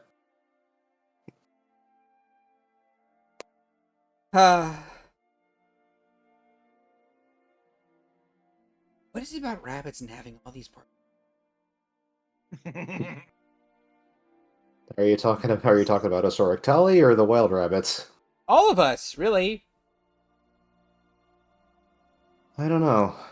Gosh, know, you have your two partners. I had two. Francois had two. Here, you want to know the funny thing about that with me though, is that when I was still in the tribe, it was kind of drilled into our skulls that a one-on-one is the way to go. Just always one-on-one and always male with female. So it had me thinking I was monogamous and completely straight for a while. He says with a chuckle. I'm glad I didn't get involved in all that nonsense. Like, what the? It wasn't all bad. I was able to see past it and accept myself for what I was, and Oh, yeah. Also, she gets a serious look on her face. I found him. you found who? Him. The Elder? Mm-hmm. Where Found is the tribe as well. His expression is kind of like elating a little bit as he says, Where are they?" Somewhere in Xanadu. Probably gonna be there for a little while. That's I forget. Was Xanadu in Xanadu Celeste, or is it? Xanadu is above Vitrium. It's where we met Aurelian. Yeah. No, wait, what? No. I thought that was. Well, no, Yeah. I thought that Trandria, was sorry. Aurelian was Trandria. Trandria. Xanadu is where you went for the Crescent Moon Isles. Yeah, The tourist trap area. where Soren bought a Speedo. Yes. Right. Oh, where we had the one shot. Okay, I understand. Yeah. Yeah. Yeah, run by Dork. Yeah. Xanadu, do you know how long they've been there? Well, this information I got about 2 weeks ago while I was doing while we were doing our little stint back in Vuori. After so we would it defeated the king. Because there was a moment in time where we were in Xanadu, and if they were there then, I would have been kicking myself now because I could have done something then, but Yeah, well, probably better to have waited. I mean, we can do something after this business here in Celeste is settled. That is if they haven't moved by then. I have it on good authority they aren't going to be moving too far from where they are right now. Not for a little while, at least. You and I can go tie up some loose ends. He stops and thinks for a second. He goes, "Hey, that means because you're technically tied to Santek as well." Yeah, we'll call it that. I didn't want to say blood. I just tied. It was the closest yet outside that I could think of. Uh-huh. Yeah. Don't mention the relation. I'm sorry. No, sorry, sis. And he hugs her. She'll hug him back, and she'll pat him on the back. So are we killing him when we see him? No. Because I was exiled when I was 13. I need to... Are you for sure we can't stab him just a little bit? Just a couple times? In the back?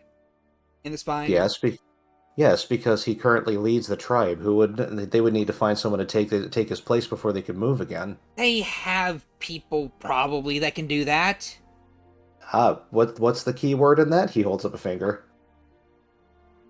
They have people that could do that. You said probably. You don't know, do you? No, but you would. Would I? I haven't been there in almost 14 years. I don't know, man. I don't know what these fucking tribals do. They're little walking around and they're in their nomadic lifestyles and stuff. She says, having walked around and lived a nomadic lifestyle for a little while. He just grins at that and says,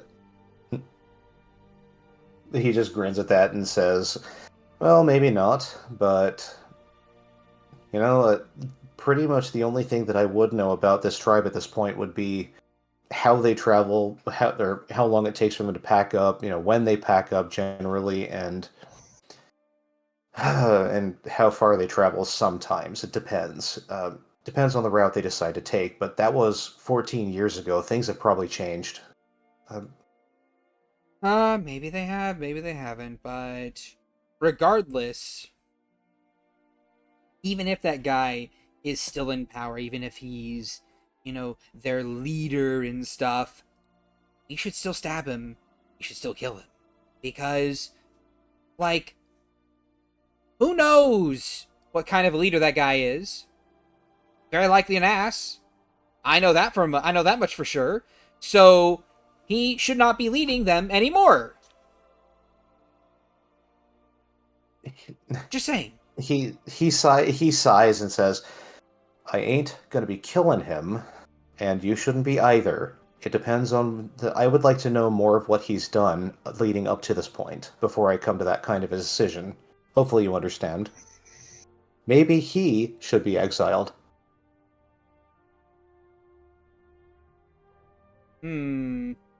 Exiled, and then I stab it.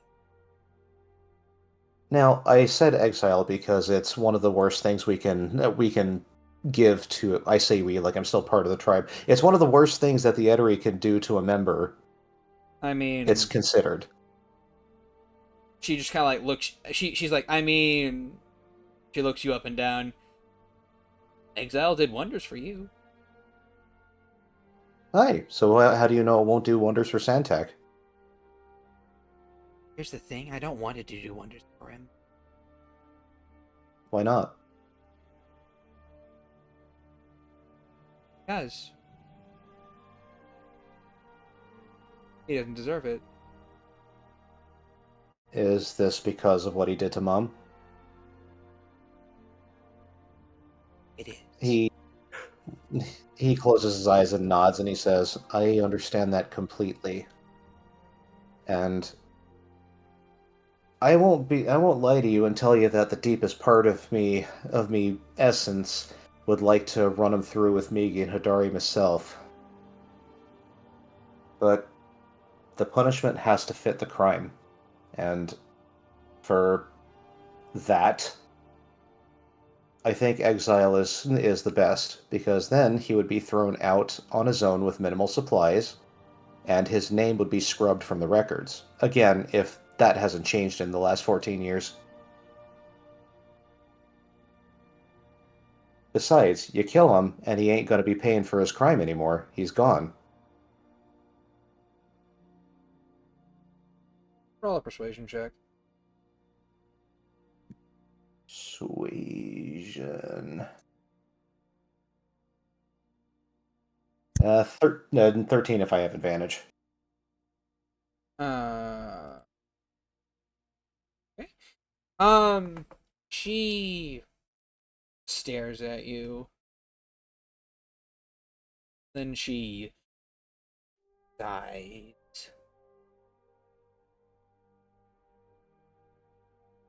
I will consider it. But he's made anyone else suffer like Mom had. I'm killing him. If he's made anyone else suffer like Mom has, I'll be joining you. because this would be a time where I'd have to fight for honor as well. And I'm a samurai. You know what that means. Yeah, I know what that means. Honor code and stuff. He smiles. Me personally, I'd rather just, pluck the eyes from his skull and clip his ears and make him walk in the woods till he dies.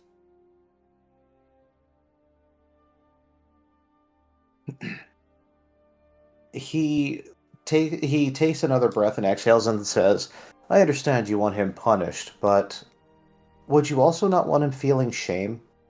Like deep shame. Even with eyes and with ears. Soren, Because that's some people just don't feel any shame.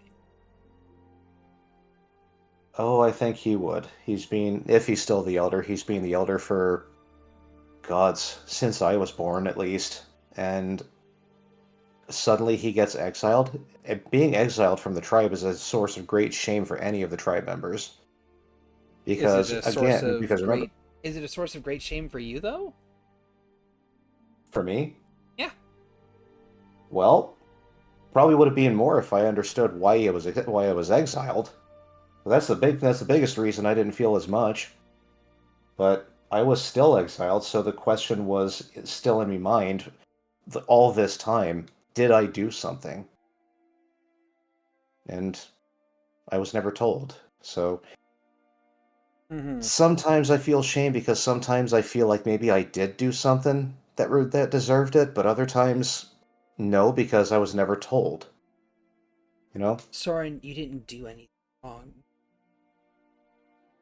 How do you know that? Because I see how you are now, and I can't help but imagine you were, roughly the same when you were younger. So, you're a good man. He he chuckles and then says, "I'm glad you feel that way, but the reason I'm the way I am now is because of the old sensei. She turned me on the right path. I was kind of a shitter when I was younger, and did some things I ain't too proud of.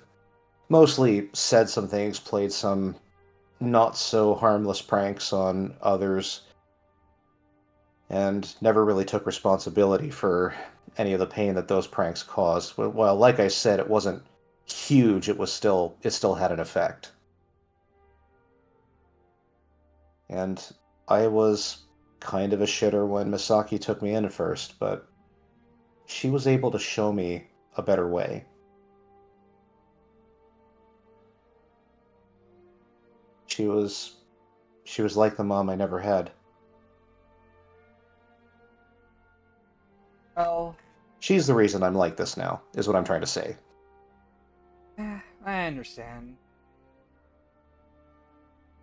But I appreciate the vote of confidence, he says with a smile as he hugs her again. I mean, to be fair, we're all shitter kids, but I understand. Kind of. She'll put an arm around you and squeeze you again. Glad you're my brother. And Soren returns the hug and says, "I'm glad you're my sister. Even if things had never worked out with Mom and Dad, I'd still be here for you." You see her start to blink rapidly. I still kind of like put her left hand to the corner of her eye and wipe away, and she's like, "You quit it! You're gonna make me cry." Well, that's sweet. Suddenly Agathar's there. I heard someone was gonna come at a bitch about names, and that's where we're gonna leave that. Don't mind the knife. Cazadora. Guess Like what? I sneezed 3 times, so do you care to explain that? Yeah. Hey, Cazadora, guess what? Ash. What's up? You are gonna get poked at Why? Where are you currently? What time of day is it?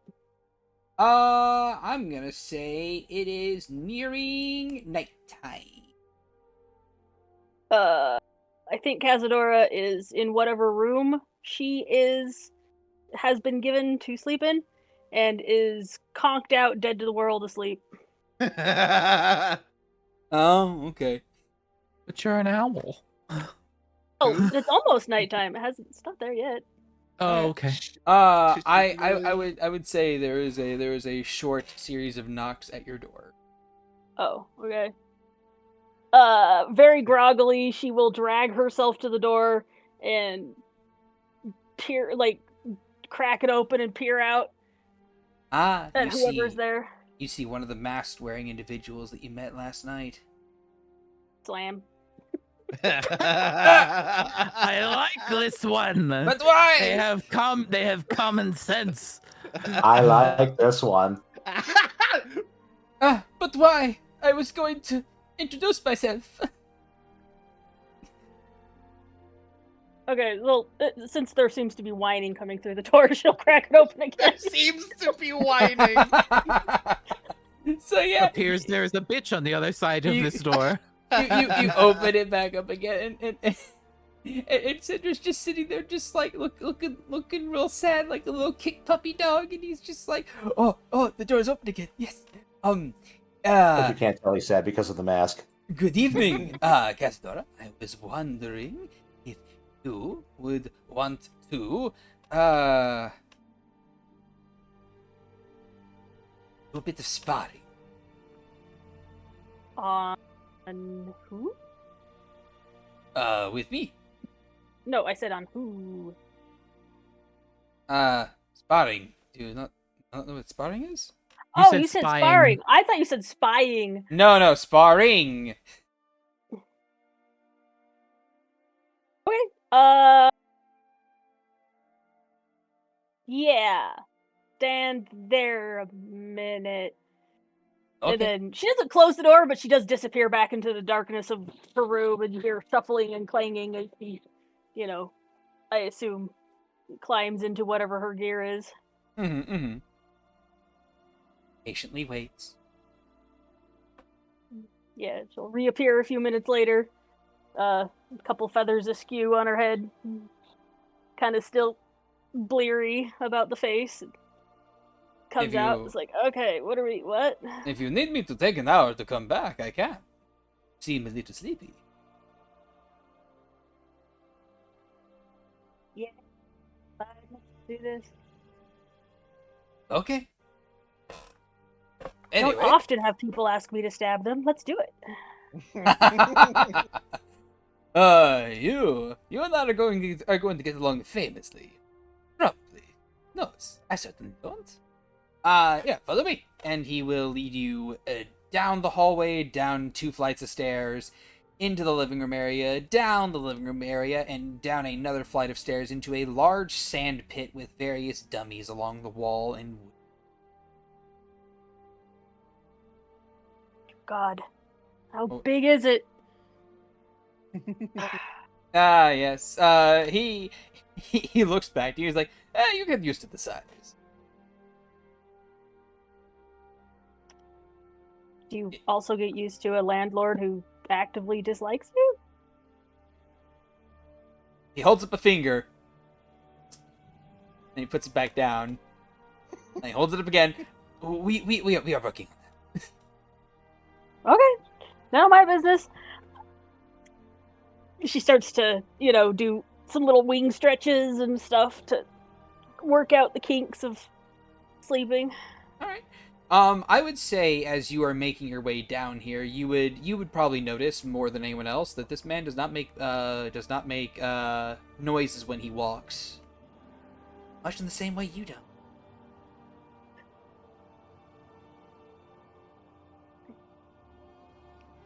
And even here in the sand pit, as he is moving about, you would notice that he also does not leave any footprints behind. I think she fully stops and squeaks and then goes, "Stay here a minute," and disappears upstairs.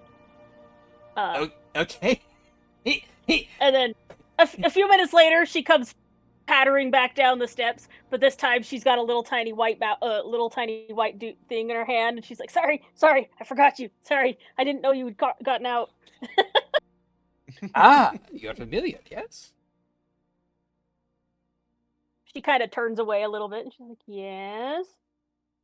They are very adorable. What is their name? This is Lorenzo. Ah, yes. Little Lorenzo. Would you mind if I gave them a little screech behind the ears? Lorenzo, do you want this dude to touch you? Sure he can. But if he doesn't scratch very good, I'll tell you, and you can stab him extra hard. Deal.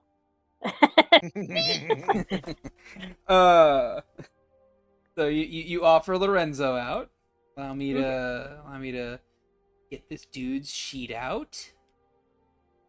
I will roll a thing for him. Animal handling. And he scritches those ears. He is very delicate with it. Like his little like his finger extends outwards, and you see a little claw just slide out, and he skit. And Lorenzo opens his mouth like, "Ee!" That was of passing quality. You may stab him at a moderate degree of power. I mean, I'm just gonna stab him however I stab him, but it's good to know I've got permission. And then she tucks it into a pocket somewhere and is like, "I think there's figs in there, right?" Yes, many figs. Happy bat noises. Anyway, yeah. All right. So, you and I, while we are doing this sparring per se, would you like to set a degree to which we are to hurt each other?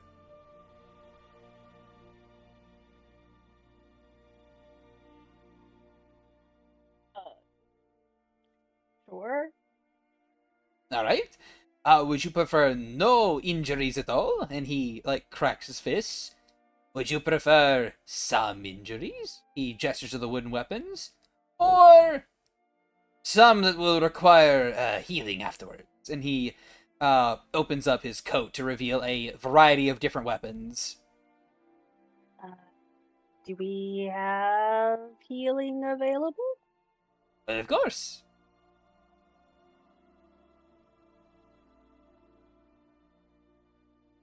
He pulls out a bag and starts pulling out of it large potions that are full of red liquid. You can ascertain these are greater healing potions, and he's just sets down 1, 2, 4, 6, 8, 10, 20 of them. Cool. All right. Well, let's say we can do this. Sure. Okay. Just let me know when you're ready to be done. All right. And you want a reward should you win.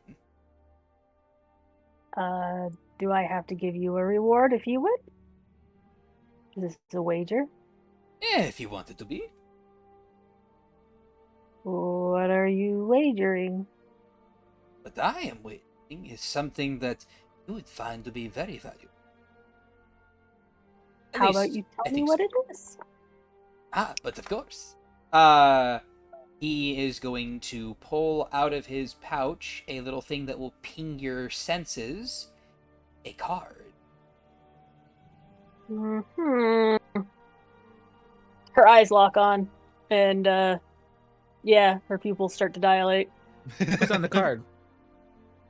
He's showing them the back of it. But her collection senses You are heard what I tingling. said. We'll find out later.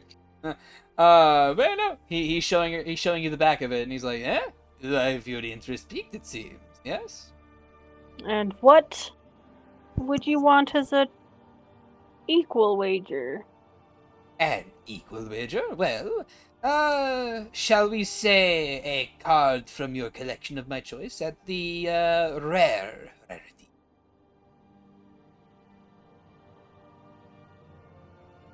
Fine. Yeah. Let me know when you're gonna go. Let me know when you want to cry. Oh, I like your confidence. All right, let us go. So, no need for initiative to be rolled here. He will let you make he'll let you make the first move. So go ahead and tell me how you want to attack this man. I am a Shad PC, though.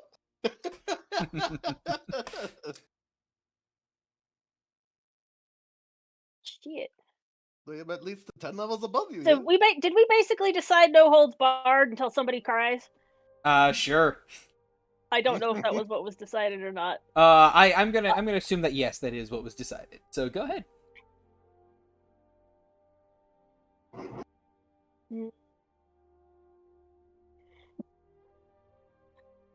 I don't remember what I even have. I have so much shit. Sorry.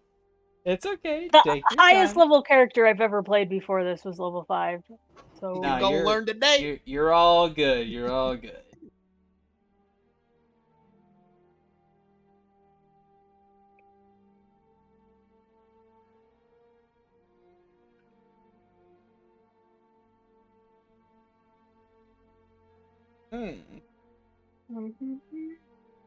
Getting to look over this man's sheet. It's very nice. How far away are they from each other? 30 feet.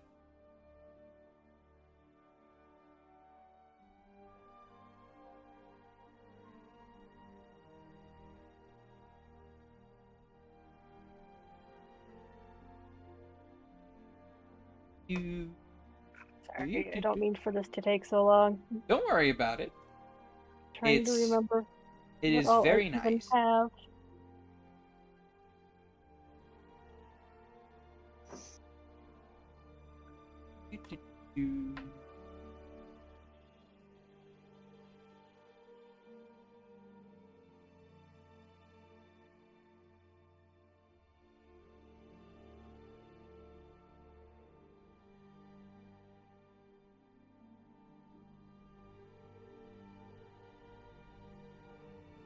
So he did say no holds barred, right? Yes, he did. Okay. Well, since she's 30 feet away from him, so when I'm using my special ammo, do I just fire the crossbow or do I do the ammo? You fire. So you use the ammo you're using. It automatically acts as if you're firing it from your crossbow. Ah, yes, that'll hit. Holy shit.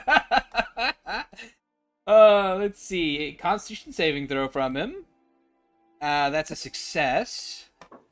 But you still hit. Go ahead and roll damage. The way you roll damage, you hit the magma arrow thing inside of the Roll20 chat. Level of exhaustion. Holy shit. Wow, that is very unfortunate fire damage. 3 ones. Like, what are the odds? What are the odds?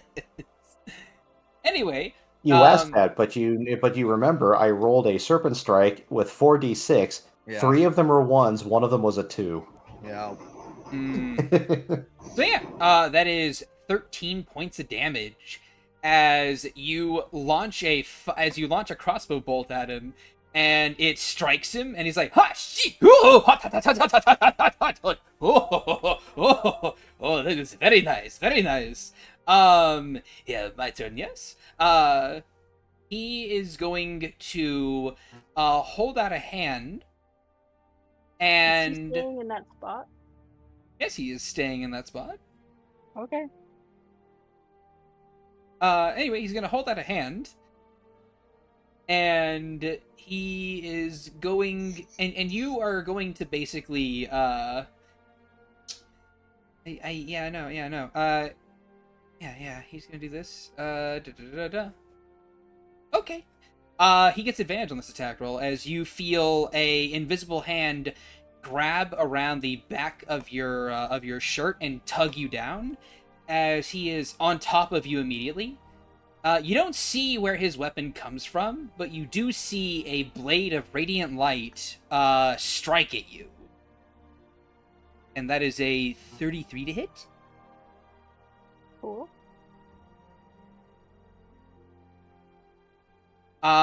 For 16 damage.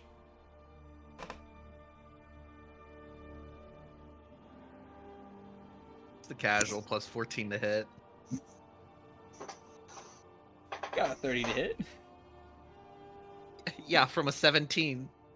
Anyway, but yeah, no, stab with this radiant blade as you take 16 radiant damage, and he proceeds to immediately slip backwards without provoking any attacks of opportunity. Mm-hmm. Mm-hmm.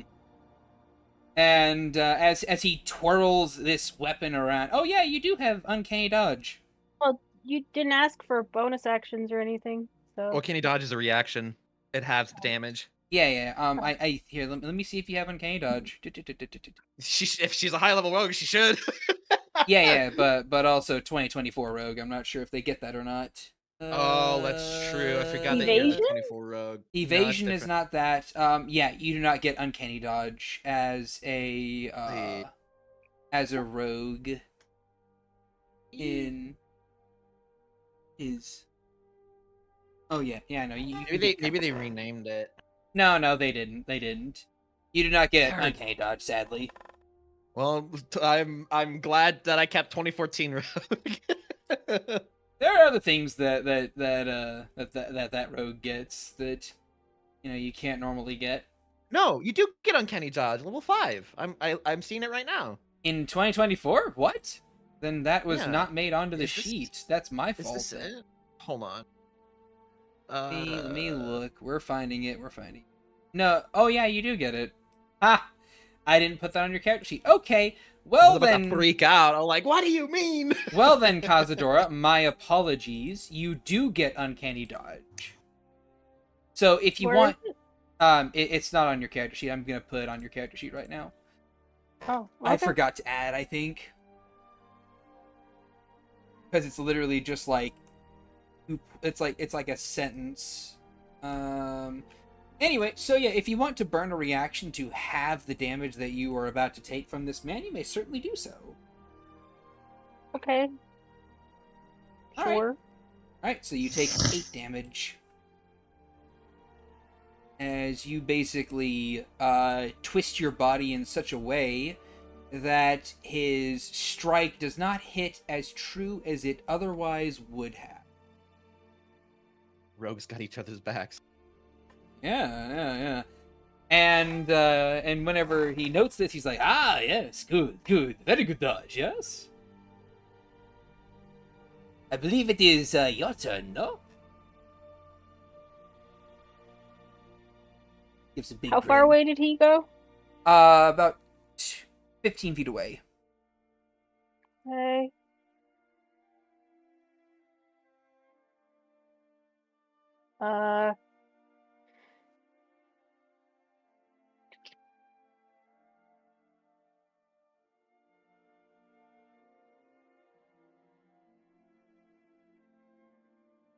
Sorry. Still trying to. Very slow to remember everything. You're perfectly fine.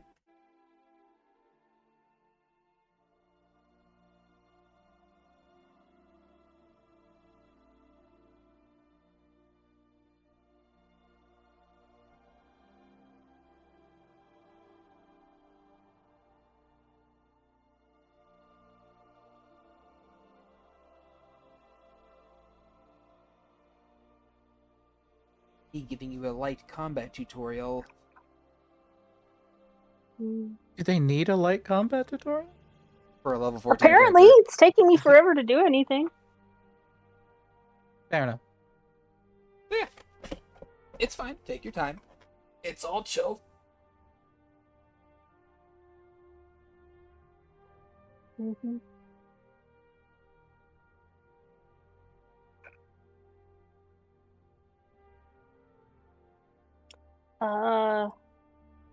Well, I will use this. Wait, where is it? Maybe I won't.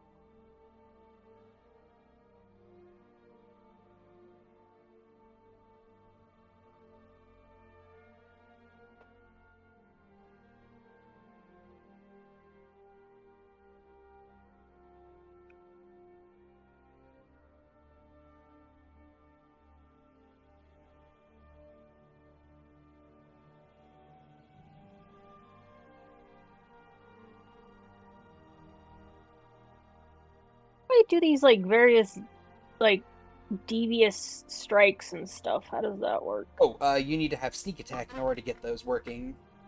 Oh, okay, never mind. In order to have sneak attack on this man, you need to have advantage.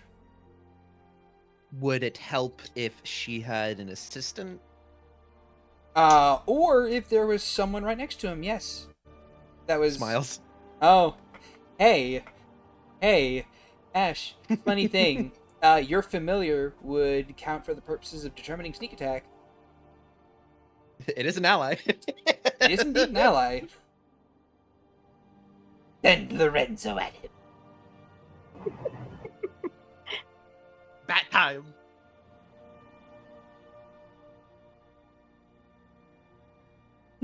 It's that one meme with Eminem and the hamster just like, woe be upon ye. Yeah. Throws Lorenzo. Like Lorenzo flies up to him and just goes, "It's one thing Cazadora hasn't told you about me. I'm a vampire bat." So okay, so it says here I've got a sneak attack cost. So how do I see how many sneak attack dice I Oh. If you look in your global damage modifier, there is one that is labeled just plain sneak attack. That will show you how many dice you're supposed to have normally. have? Oh, okay. And then remember how I have sneak attack 1, 2, 3. That's you using various devious strikes to remove sneak attack dice. And the number is how many you remove. Okay. Well, she's gonna throw Lorenzo at him. And then once he gets close enough, she's gonna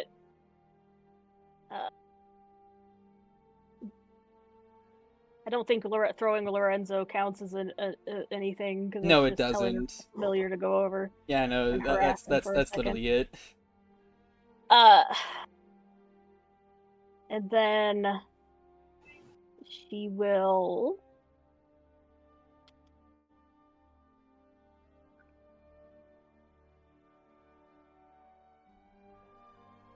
Does sneak attack only work? How does that work? Sorry, I'm not trying to Okay. be. No, you're fine, you're fine. So the way sneak attack works is so long as you have advantage on the attack roll, or you're attacking a creature that is adjacent to an ally that is not incapacitated, and you don't have disadvantage, you have sneak attack. So I can add sneak attack to like a crossbow attack as long as I have Yes, you advantage can. on it, right? Yep. Okay. Because it is a ranged weapon attack.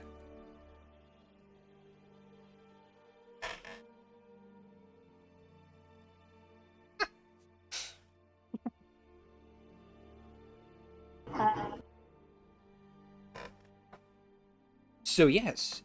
So I guess then she will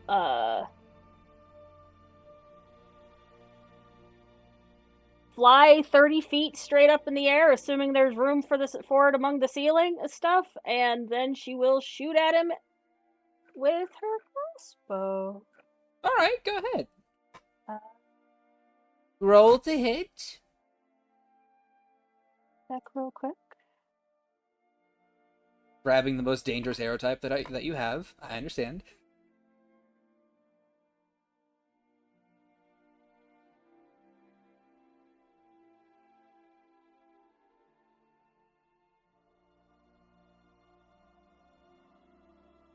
Let's do this one. Sure, that hits.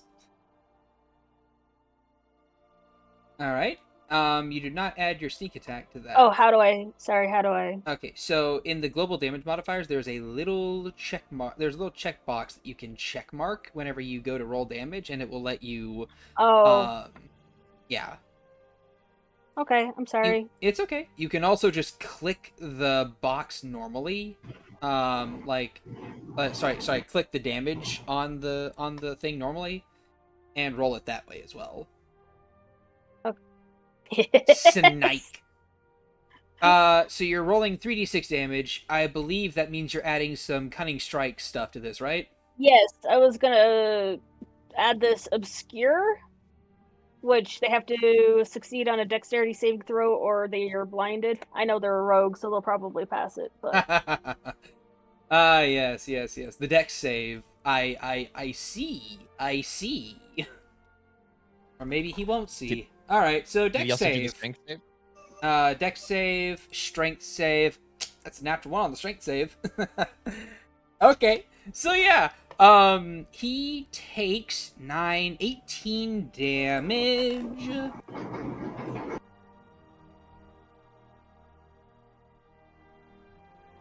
Yes. 18 damage, and you see him get pushed back 10 feet and slam into a wall, and he's like, "Ha ha! That is a very good one. Good, very good. Renzo is too cute to be up here. He's so distracting. But I see you're making use of your wing. Allow me to reply." And you see, reply, no? And you see him, step back onto the wall, and he starts to walk on it. As you see him skitter up the wall along the ceiling, and then... Oh, yeah, no, sorry. What was your bonus action? My fault. gonna throw one of her psychic knives at him, because why not? Oh, okay, yeah, sure, go for it. I don't know what else I would do on a... Sorry, I forgot you had bonus actions. It's my fault.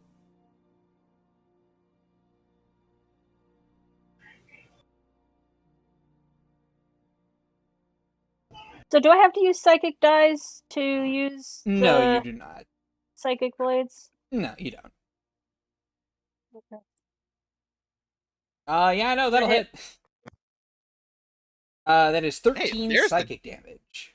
There's I the don't- damage. Does that have... Should I guess I should turn off the sneak attack. I assume I don't get that twice in one turn. No, you do not get it twice in one turn, sadly. At any rate, so yeah, no, 13 damage to this man as you spear him with a psychic blade. He's like, ah! And then he rushes up the wall along the ceiling and will you'll feel another invisible tug on your wings to try and remove your ability to aviate properly, as he is going to strike at you with another attack at advantage. The blade of radiant energy coming out again as he gets a 32 to hit you. Mm-hmm. And that is going to be 12 damage. I guess I'll uncanny dodge again. Alright, take 6 I instead. have No reason not to. Yep. He stabs into you, and yeah, no, that's what he does. He can walk along the walls and the ceiling. And that'll be that for his turn. Go ahead with yours. He is right on top of you.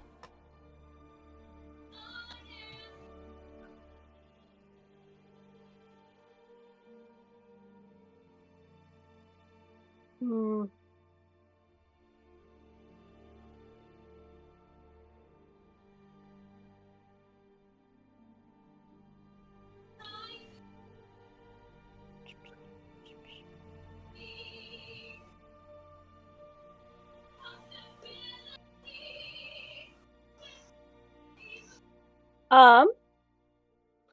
Well, I guess there's no reason to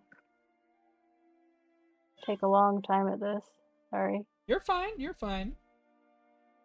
Take your time. Typically speaking, in a combat situation, you'll have a lot more turns to like think about what you're wanting to do.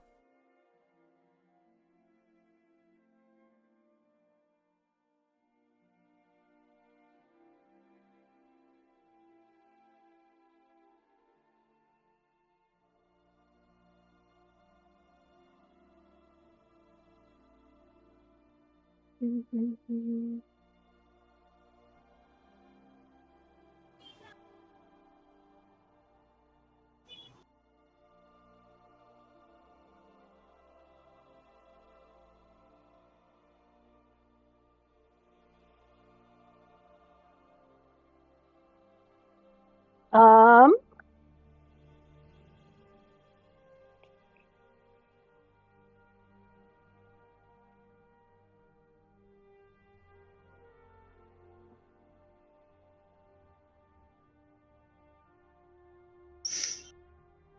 Okay, well, fuck it. Ooh, okay. Yeah, no, that'll hit. Are you wanting to move away from him before you shoot? Actually, oh yeah, I guess no. She'll take it. Also, should I Okay. sneak attack on this? Did Lorenzo follow him? I would say Lorenzo does follow him. Okay, cool. In that You'll need case, to make a dex save for Lorenzo as well. that's fine. Lorenzo's Uh, got the same dex save that I have, right? Yes. So yeah, no. He evades out the way of the fire damage, but he does eat the 10. do I... Save. Yep. You take no damage, or no fire damage. And then another one for Lorenzo? Yes, indeed. Okay. He also succeeds. So yeah. This Should I have added sneak attack to that? Yes, you should Sorry. have. It's okay. You would have had Lorenzo right next to him. Yeah, you can add sneak attack. Ah, yes. 27 more damage. That's that. That is okay. So yeah, you hit him. I have a question. How are you looking right about now? Hit point wise, I am at 87 hit points. Okay. And you have a bonus action. Oh, I almost forgot. Oh, yeah. I guess she'll just stab him with the psychic blade again, because... Okay. Wait. What does that one do?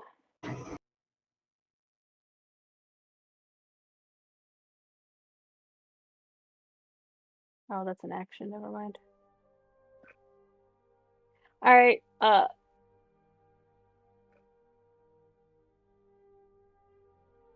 yes, so psychic blade.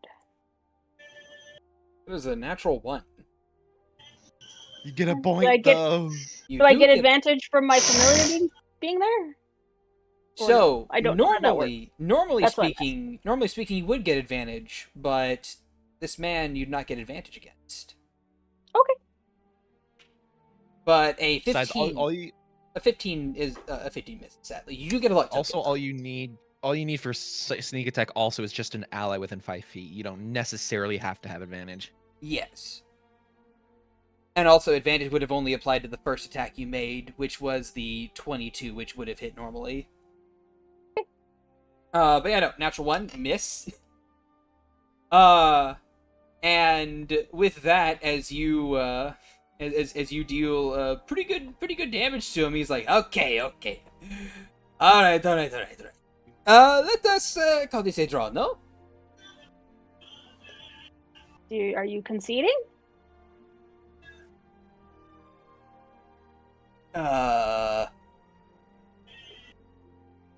Tell you what. To keep going. I know we can, but at the same time, though, I am really starting to feel the pain here. So So you're conceding. I'm not conceding. I was going to say that we could simply trade cards. Yes? But you challenged this as a win or a lose. Yes, and I'm saying we could call it a draw. Yes? She's fully locked on to kill. So Oh. Okay. if All he right. doesn't say it's over, she's gonna keep going. So Okay. Oh, roll me intimidation. we'll see how Her scary. charisma is shit, so it's not gonna work. But let's try. This will be a dexterity-based intimidation. So go ahead and roll your intimidation normally, and then I will add the relevant bonus. Yeah, okay. Oh. I told you. Okay. Alright. Alright. He is going to nod and go, ah. But of course. Well then. Alright. He is going to bonus action disengage and shuffle and shift away from you as he pulls out a slingshot. Make an attack. No advantage, sadly. So, nothing of the sort there. And I believe I'm going to need you to make me a Constitution saving throw.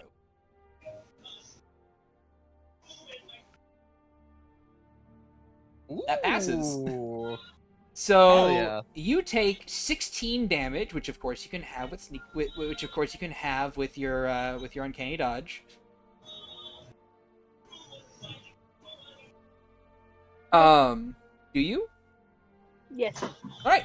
So yeah, as this pellet slams into your chest, you watch as it rapidly blooms into a large white flower, and then you see him cover his eyes, so you instantly cover yours as this flower blooms rapidly and then flashes in a brilliant light that would have blinded you had you not saved.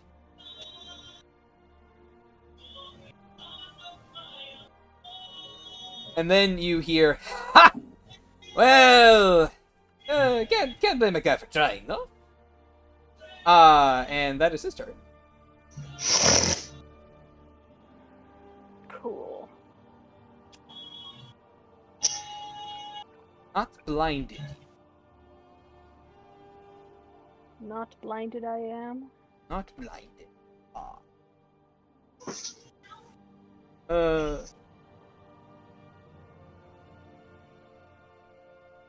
Oh, pardon me.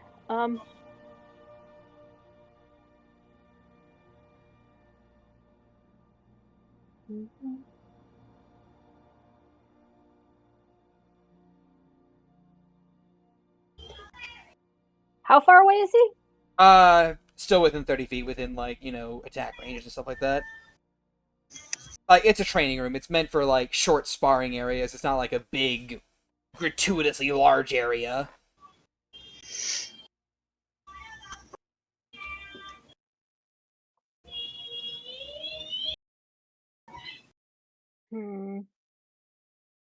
What musical is going on in the background, I wonder?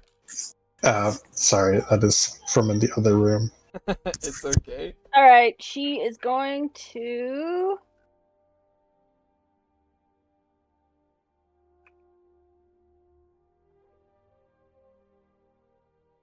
Ah, hit? the ice arrow. Yes, it does. Alright, let's see. Oh, Con save. Should have stuck sneak attack on that. Shit, I keep... Ugh. It's Sorry. okay. It's okay. He makes the con save, so he's not paralyzed, but, that's still, like, what? Eats the... Oh, yeah, he just takes the cold damage, right? Yeah, I know. So that's, 26, 46... It says your speed is halved until its next turn on a success, so you still have that to deal with. Oh, yeah, it's very true. But regardless of all that, you dealt enough damage to him.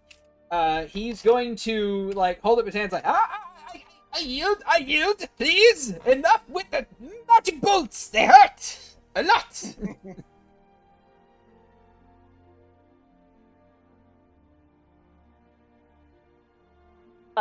Yeah, the moment you succeed or concede, she steps back and disengages and like tucks her wings back and like smooths down her feathers and is like, sweet. And then holds out her hands and says, gimme. That's awesome. That's awesome. Here, give me just a second to calculate how that. And this card game is really intense, ain't it? Yes, it is. Yes, it is. Actual battling for cards. Yeah, no, like he like you like gimme, you hold out your hand and he's like, fine, here. And he pulls out a card and he places it into your hand, and it is a signed card for a person by the name of Flare the Everburning. And what you see before you is a purple-furred Ganassi with licks of purple fire crossing across their fur, with black sclared eyes and green irises, in a wizard hat with a wizard uniform on, with a smirking look. It has a foil holographic and it is signed. She her wings come over to like she does the whole sneaky hiding under her wings thing as she like tucks it back into wherever, and she's like, so did you want to trade for realsies? Because we can do that outside of this. I mean, that would be nice. It would be a lot less painful. You see him shotgunning potions. He dealt 134 damage to him in total. This game is very much illegal. It's very much, very highly monitored. I think she reaches forward, just kind of pats him on the head a little bit awkwardly, and she's like, so can I have one of those?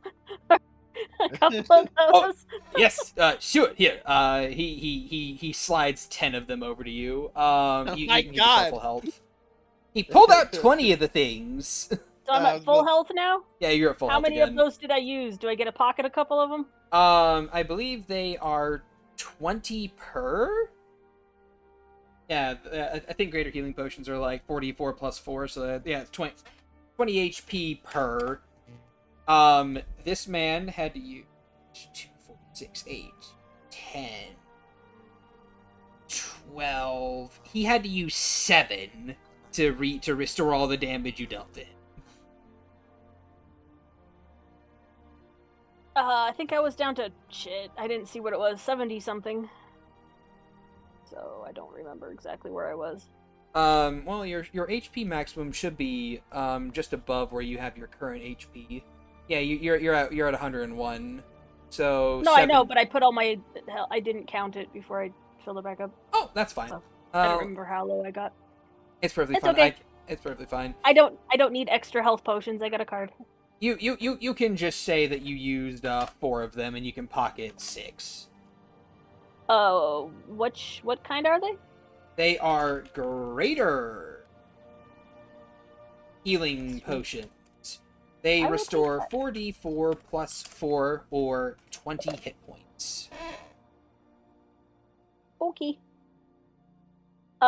Thank you very much. And yeah, I think she'll down the potions and then just kind of wait awkwardly for him to quit whining. And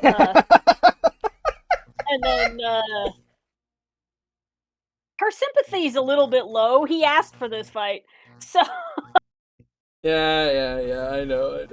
But he takes a seat and he says, all right, fine. We can trade adventurer cards. and then and then I think she hunkers down and gets ready to see what sorts of trades can be made. All right, so what card were you wanting to trade to me? Eh? What was going to be your losing for my adoring one? I genuinely don't know what people would even be in a card deck. You can make up whatever named adventure you want to. This is Thornak. He's a dwarf. Ah! Thornak the Unbreakable, they call him. Yes? Sure. I've got like 5 of them, so I was gonna try to move some of them. Ah. He really made it big for like 10 minutes, and then everyone forgot about him. So his cards are really cheap some places. Oh, you only know. You should see the card that I have. And he pulls out a card and it pings your collector sense immediately. Yeah, I mean, anytime that goes off, her pupils lock on and dilate. Like it's This one is called Black Lotus. He This fucking one's bad. would though. He fucking would though. Anyway, but no, he says, you have my personal adventuring card. Now this one is a very rare commodity. Some might say it is mythical, yes? But of course, I don't give this one out so light.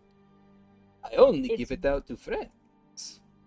Did you say it's you on the card? Yes. Oh, I mean, I don't have it yet, so I'll definitely trade you for it. Ah, of course.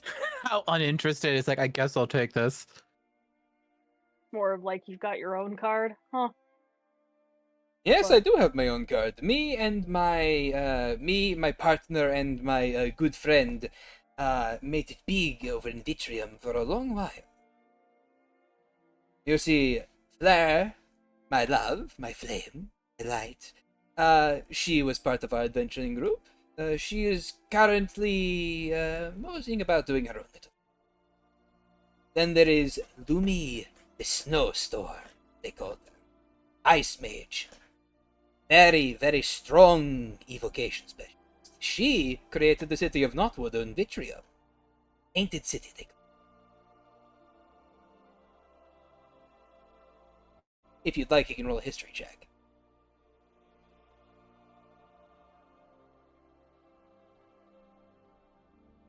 You recognize those names as, like, up-and-coming adventurers.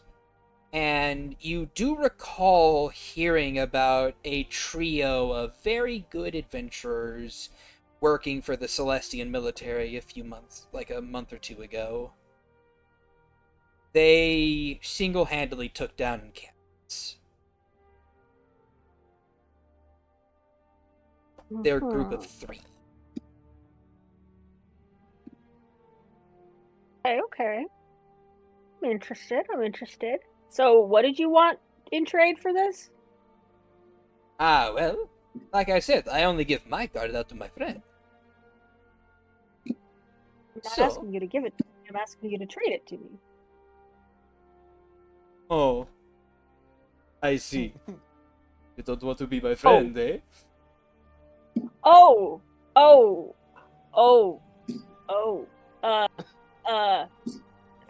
friends. Yeah, that's a thing that people, shit. It is okay, I take no offense. Most people won't even talk to me because I am a traveler. No? No, I just, I don't think I have any of those. Sure. Do I have to remember your name? Because I've forgotten it. Do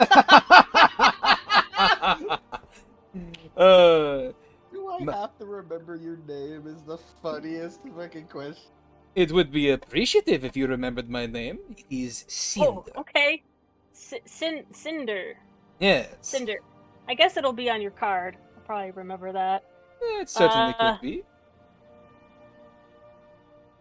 Yes. Let's do that. Friends. The most awkward, like, thumbs up smile. He's gonna give you a thumbs up.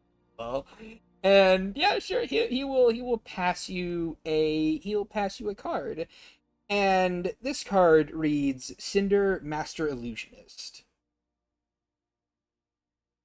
and Cool. you get another ping in your mind of, oh, this is part of a set. Oh. You got the same feeling from the flare card as well. Yeah. So there's supposed to be a set of 3, right? You get the sense that there is the original set of 3, and that there is a set of multiplicatives for each of the 3 of them. Oh, god damn it. As in, there's different iterations. No, yeah, she's familiar on the one with the hand card she's game. excited, but on the other hand there's that internal sigh of god, another set. Now that I didn't know, but now that I know, I have to have, and so Vibe.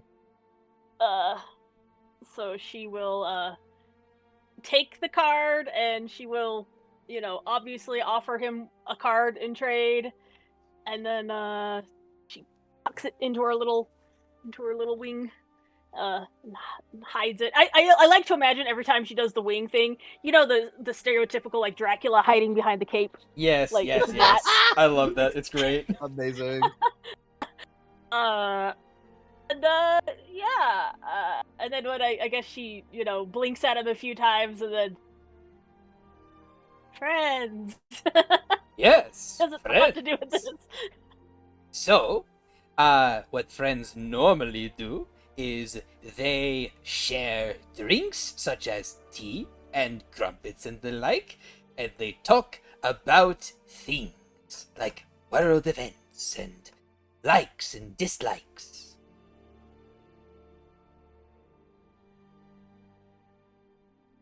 This is true, yes? No, it's fine. It's fine. Cool. It's about dinner Yes. time, right? It is past dinner time, but we can have after dinner brunch. Or is it dunch? Or is it deckfist? Because it's between dinner and breakfast, so it's a deckfist? Dinfast? Anna yells down the stairs, "Dinner too!" Ah, yes! Dinner too, the most basic of the dinners.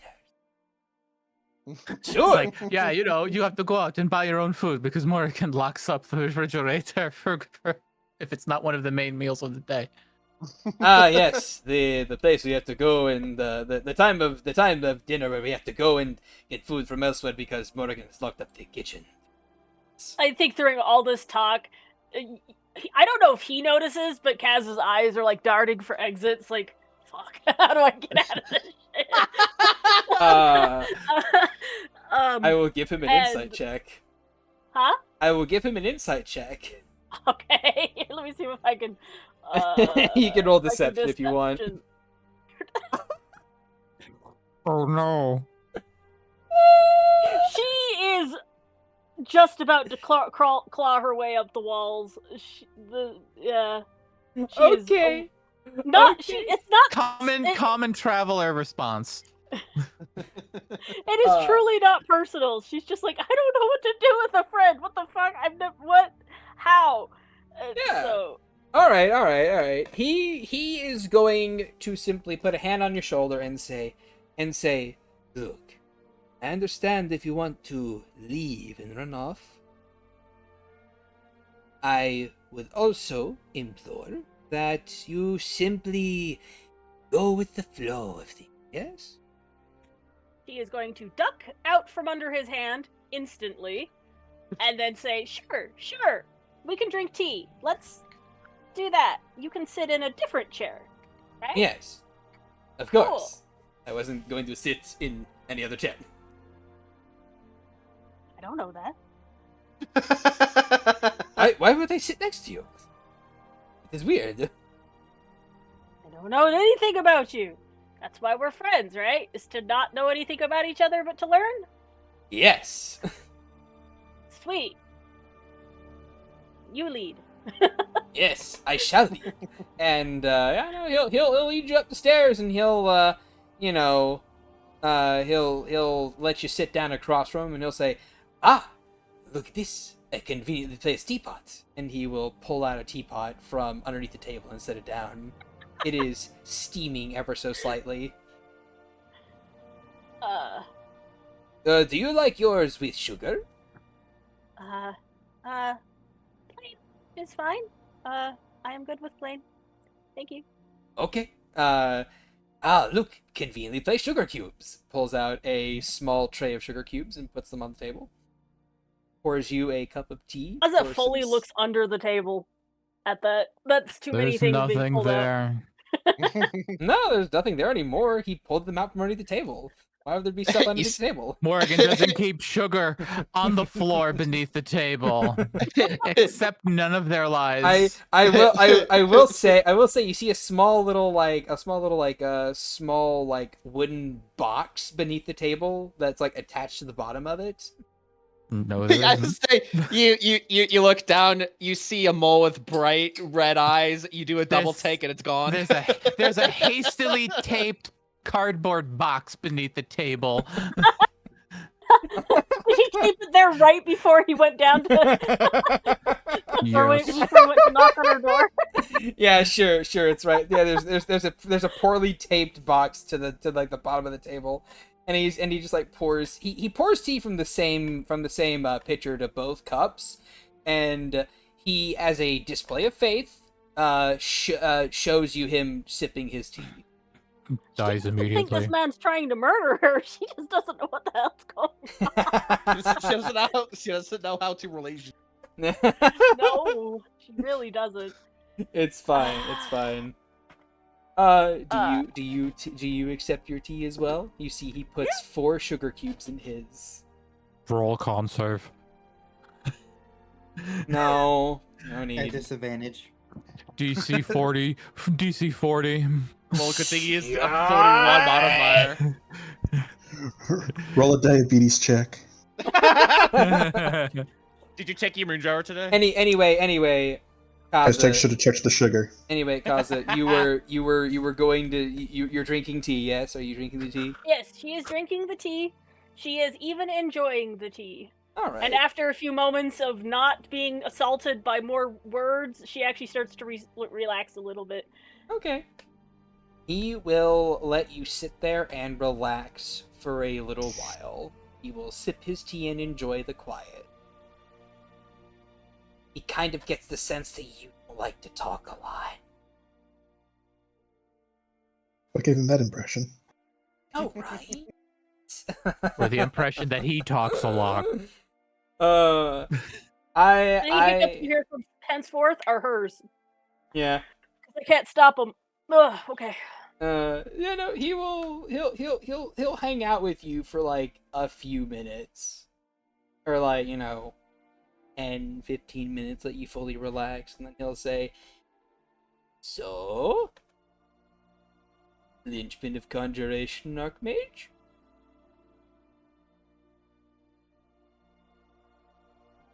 I think her eyes. She turns to him and she's like, "I never said that." Ah, lucky guess.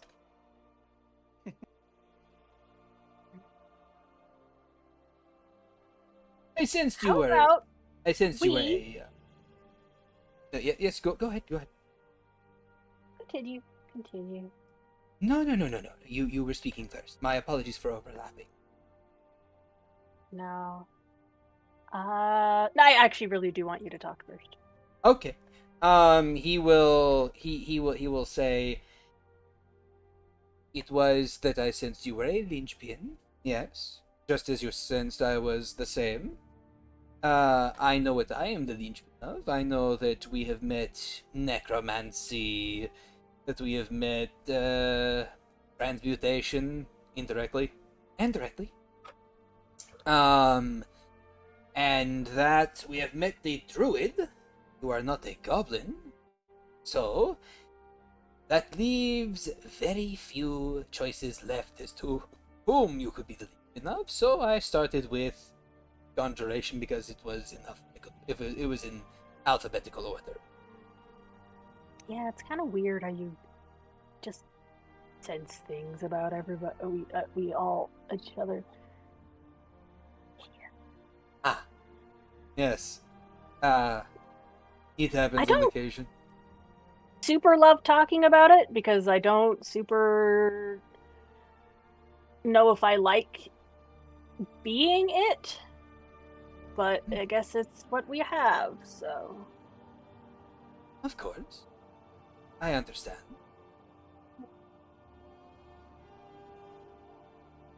You seem to be from this country. Yes. Have you ever traveled Delightful. outside? No. Poverty tends to prevent travel for fun. Hmm.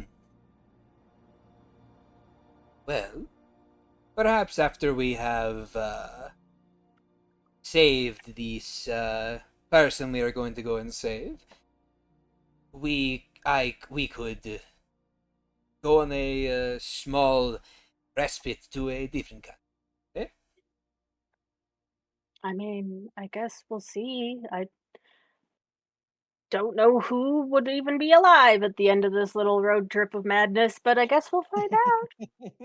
Uh, these Perfect way. these individuals are very tough, shall we say? They have many stories. Yes. And that's good. I am very hopeful that we'll figure some shit out. And, I'd really like to save Alex, because he's an asshole, but he's kind of my asshole. As soon as she starts saying that, she, winces halfway through it, and she's like, oh god, I can't believe I said that out loud. He just kind of I understand. Yeah.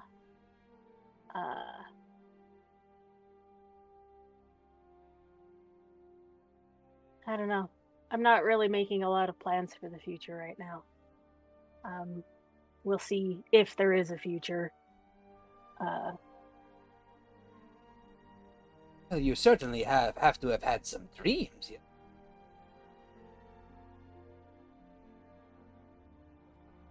Not so much.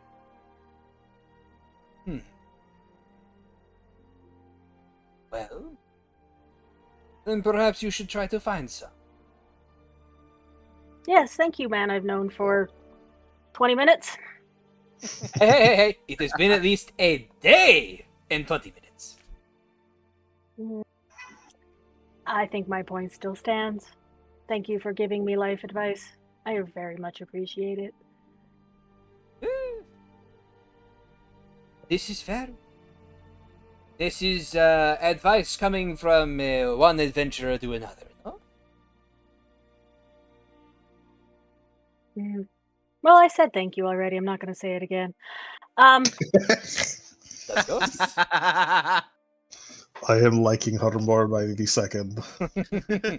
Of course. Shall I give you more tea? I think, and here she carefully places the cup down on the table and scoots back and stands up and says, thank you for the tea. Thank you for the friendship. I have had enough. She gives him an awkward little salute and just walks out. Jeez. Of course, we shall enjoy more tea later. Nope. She's done with this interaction. That's fine. That's fine. And then for the final interaction tonight, Morgan, you had a thing you wanted to do? Morgan is in her room, has one of those cigarettes between her teeth as she's kind of tending to the still KO'd Simone, as she's kind of just doing the rounds of tending to them. She will send a message to Vaelyn. Vaelyn, we are moving on Celeste.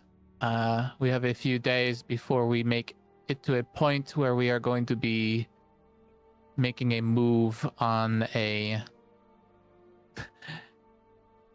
I think that's close to 25. She essentially has to stop one message and then continue with another right after. So snap, not giving a chance to respond. On a city will be getting our hands dirty. So, if you can find the time to pull yourself away from your journey and find a location where I can grab you, that would be fortuitous.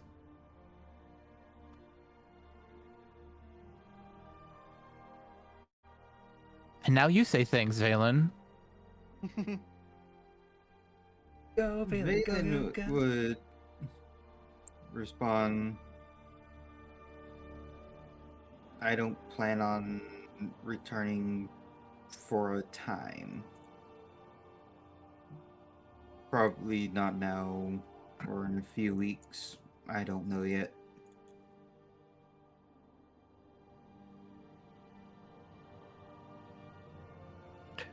There's a pause before another message comes through. I don't know what you are doing right now, but are you really telling me that we as a group, we brother and sister, we aren't a priority right now?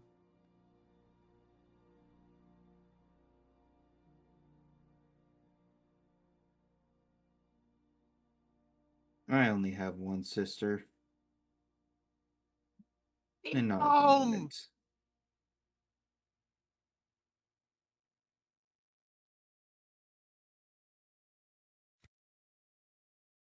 She's like leaning back in her chair, letting the smoke drift from her teeth as they start burning forths.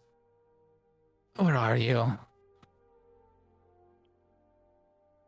And I want an answer. Somewhere in the middle of a desert. She just kind of like brushes her hair back, pulls her staff to her side as she gives you another message. Do not fucking resist me. As I scry on him. He will Like a- attempt to resist. At like a minus 15. DC 23. What is it? DC 23, I believe, wisdom. Yeah, and at like a massive minus too, because Oh, I know you intimately. This is scrying? yeah. Scrying, yes. Yes. Extensive. Know the target well. You have a -5. Tell me, does You Morgan don't have make a it. garment or other possession of Vaelyn's? I have his whole damn room. That's a -9 then. So yeah, a 26 minus 9 is a 17. So yeah, I get eyes on him. I look around. He's in Is it He's in the middle of a desert. this is stupid indeed. fuck He is idiot? indeed- I know you have the fucking food thing, but do you have water? Bake like a stupid boy. Moment later, Morrigan apparates beside you. What is this? What are you doing? Don't worry about it. Shut up. Shut up. You asked. She's walking beside you. I have been giving you the space you required to do your soul searching. Find whatever it is you want to find, to hurt whoever it is you want to hurt. But we, the people who give a shit about you, me, Soren, Agathar, Francois. Sure, two of them still like her. But that's their thing, not yours. So I'm asking you, what the hell do you think you are doing? Doing what I want, not following the whims of them. Shut up. We're going to try and rip the city from the grasp of a bunch of people who are trying to hurt a bunch of people. I don't give a fuck what these magic motherfuckers have to do with that. Grow up. You do as you want. I will Maybe reach out of my hands. hand through the ether and I will grab you by the scruff of your stupid neck. What is this? I understand you are in pain. You're working through something right now. More We as than a... you think at the moment. Shut up. No, You see him Not- hobbling a little. if you just let me help you, you wouldn't be in this state. If you let anyone help you, you wouldn't be in this state. People who actually want to and make the effort to reach out instead of sit by. What I did a while ago, you could not help with. I'm not asking about what I can help with now or then. I'm talking about currently in your limping state across a fucking desert. With what water? Are you chewing grapes this entire way?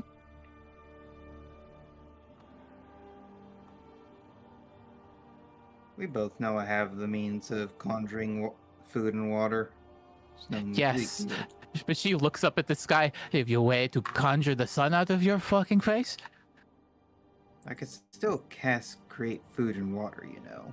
Yes, that's not what I'm talking about. I'm talking about the exposure. You're baking. Perhaps your skull is finally cooked over. Where are you going? Hmm. Give me a reason to leave you alone. A good one. And I will. For now, the city that's around here. Why? Eh. Possibly get a teleportation circle. To where? Who knows? You wouldn't be looking for a circle if you didn't have a location. Stop dancing.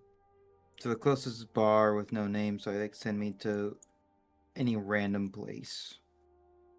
I don't care much. She's like rubbing her forehead as she's walking with you. Is this helping? What? Is this what you're doing? This journey. I've been poking in from time to time, and you don't look any better from the start. We both knew that wasn't going to happen, so why are you still walking? Because it is my own path. Not one that was determined by Mel, Lucas, or any of them. So where does it lead? Who's to say?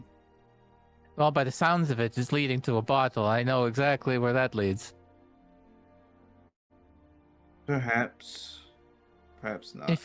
If you need a bottle, I have plenty.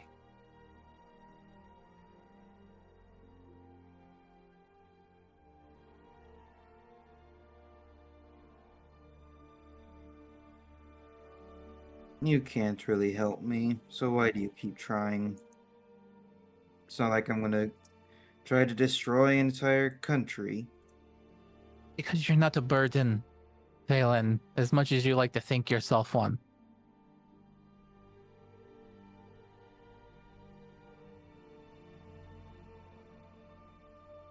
I'm sorry I may have made you feel that way. You're hard to read.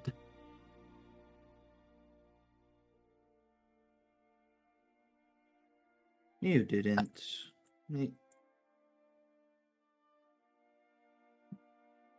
If not me, then who? Your brother, sister, Soren? I know Soren didn't. That man is... Difficult. No. No, that's not what I would have said.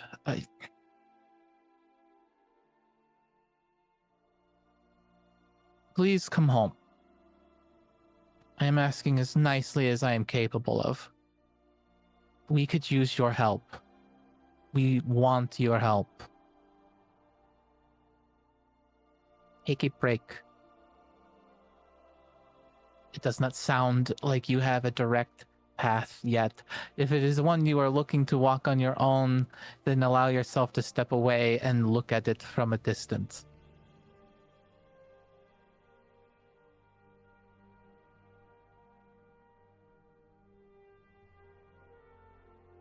I'll think on it. She kind of like puffs out her cheeks. Ah, you're going to think on it out here in the desert while you bake.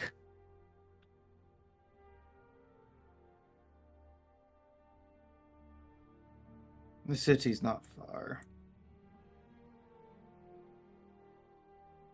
I I'll look get there around. eventually. Is it like a flat desert, like a flats, or is it duny? You recognize the desert. It's not that hard. We've only been in one. It is the desert of Mirzai. You recognize that at the very least. Oh, this shitty place. You came here to see the Marchmage. Yes. You chose a really bad one. She's the only one that could have done what needed to be done.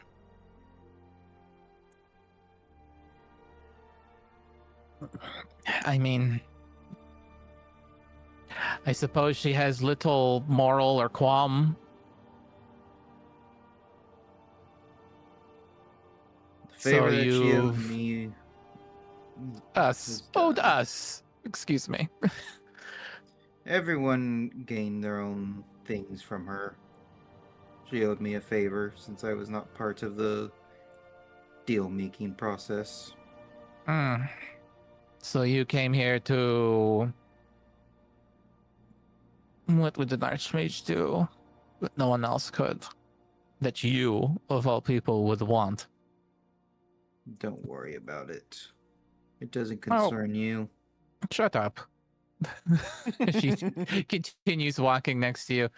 This whole, oh, it's not your problem. Don't take it very personal. I'm just a bird. And it's tiring. You're tiring.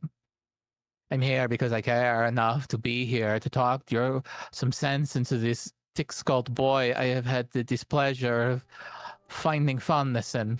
So unfortunately, you're stuck with me.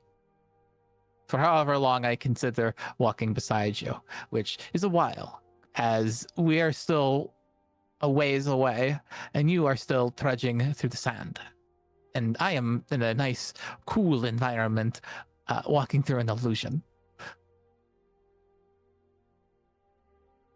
Don't you have another city to plan to raise? Not particularly. Though, I mean, the plan's already done, and it's less a raising and more like a targeted explosion. I'd nudge you if I could. She waves her hand through your body as it just passes through. I'm sure you know your way around targeted explosions. That is my specialty, yes. You could be a part of that.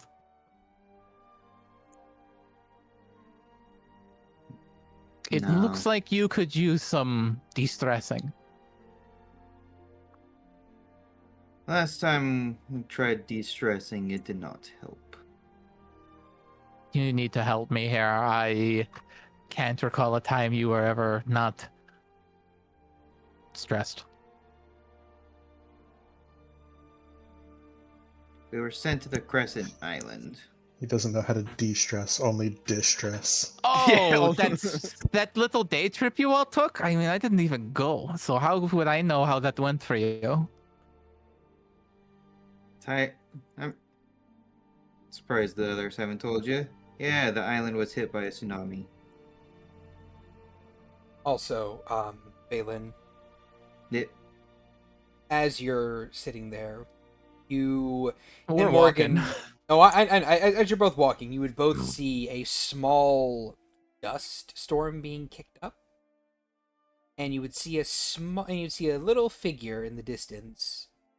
Someone running really fast making a beeline straight at you, Vaelyn, as their figure gets bigger, and you see a pale-faced looking human with a tuxedo on and a little pin of a crescent moon on the left side shirt, with Who's a this bitch? brown box in their hand, as they are sprinting directly at you.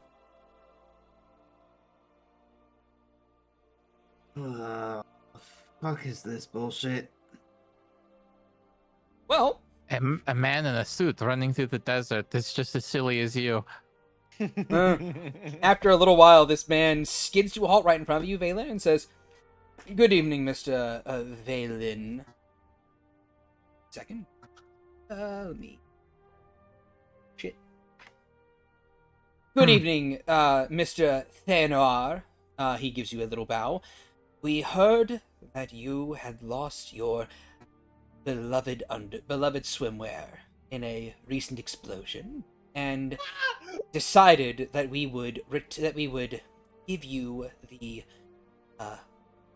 proper customer service. And he presents to you a brown box Fucking amazing. and bows ever so slightly. I'll open it up. I want to see. And it's like, see what I mean? The fuck is this shit? Proper customer service You- from the Crescent Moon I Isles, don't sir. tell anyone my name. I would tell you that if you were in the caravan, people like this couldn't find you. I need to invest in a proof against detection. Of course, sir. I think I'm just going to continue walking, try to be like, nope, nope, nope. Sir, please, you No. must accept the package. Nope, return to sender. Ah, Put it in his pack. Put it in his pack. Wait, no. Just set it down. I'll accept it for him. of course, ma'am. I'll say, Can I attempt to dispel magic on Vuori?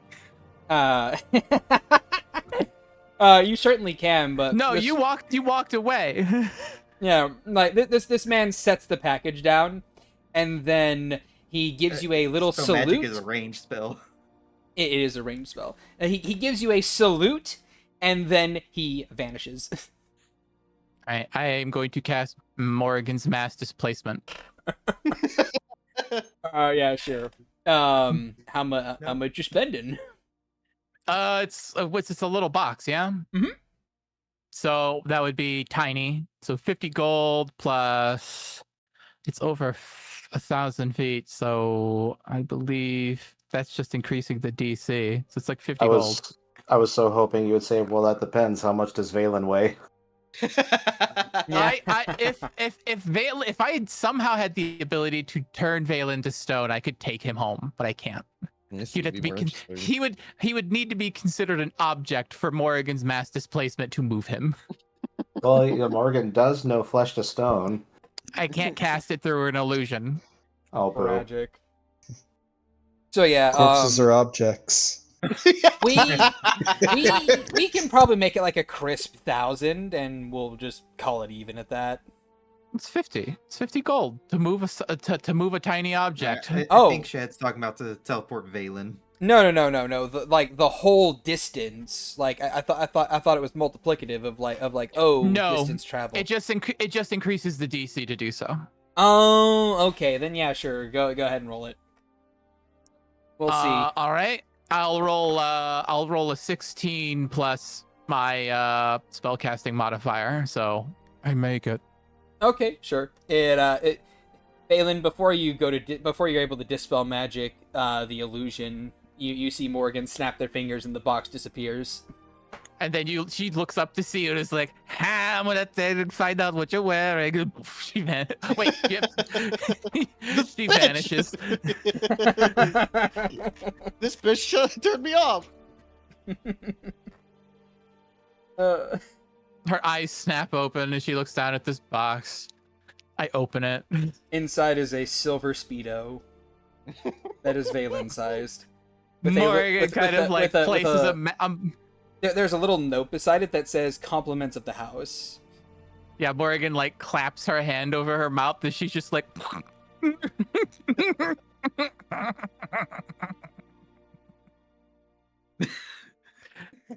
So one last message comes through.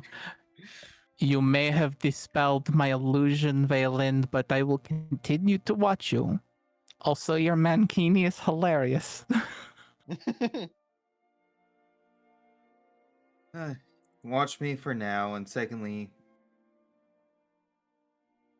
it was supposed to be. I wore swim trunks last time. The fuck they send? Oh, never mind. It's swim trunks. My fault. Nope. Mankini. You know what? Fuck it. It's a mankini and swim trunks. There you go. Full over the shoulder.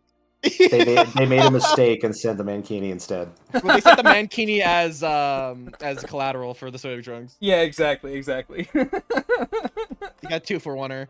Yeah. There you go. She huffs, leaning back into her chair. She puts out her the butt of her cigarette and kind of like looks over to Simone, placing another like changing out the cool rag over their forehead. Stirs ever so slightly, but doesn't. As we end session for today. Vaelyn purchases proof against detection and location. Ah, yes, as if that would help against customers. I grab Soy Fang. Like, I know his favorite food. Fucking find him.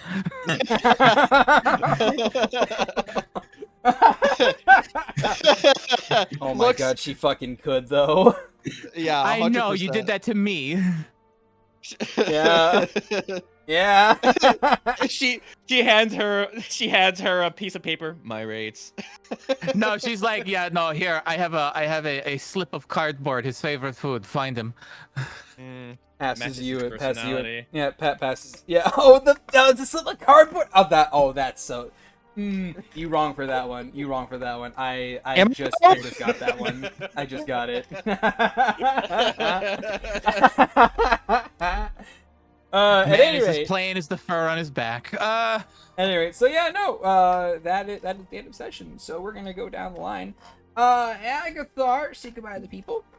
Goodbye. Hey, ch-ldr-n, say goodbye to the people. Goodbye. Morrigan, say goodbye to the people. Goodbye. Renthla, say goodbye to the people. You're muted. Bye. There you go. Soren, say goodbye to the people.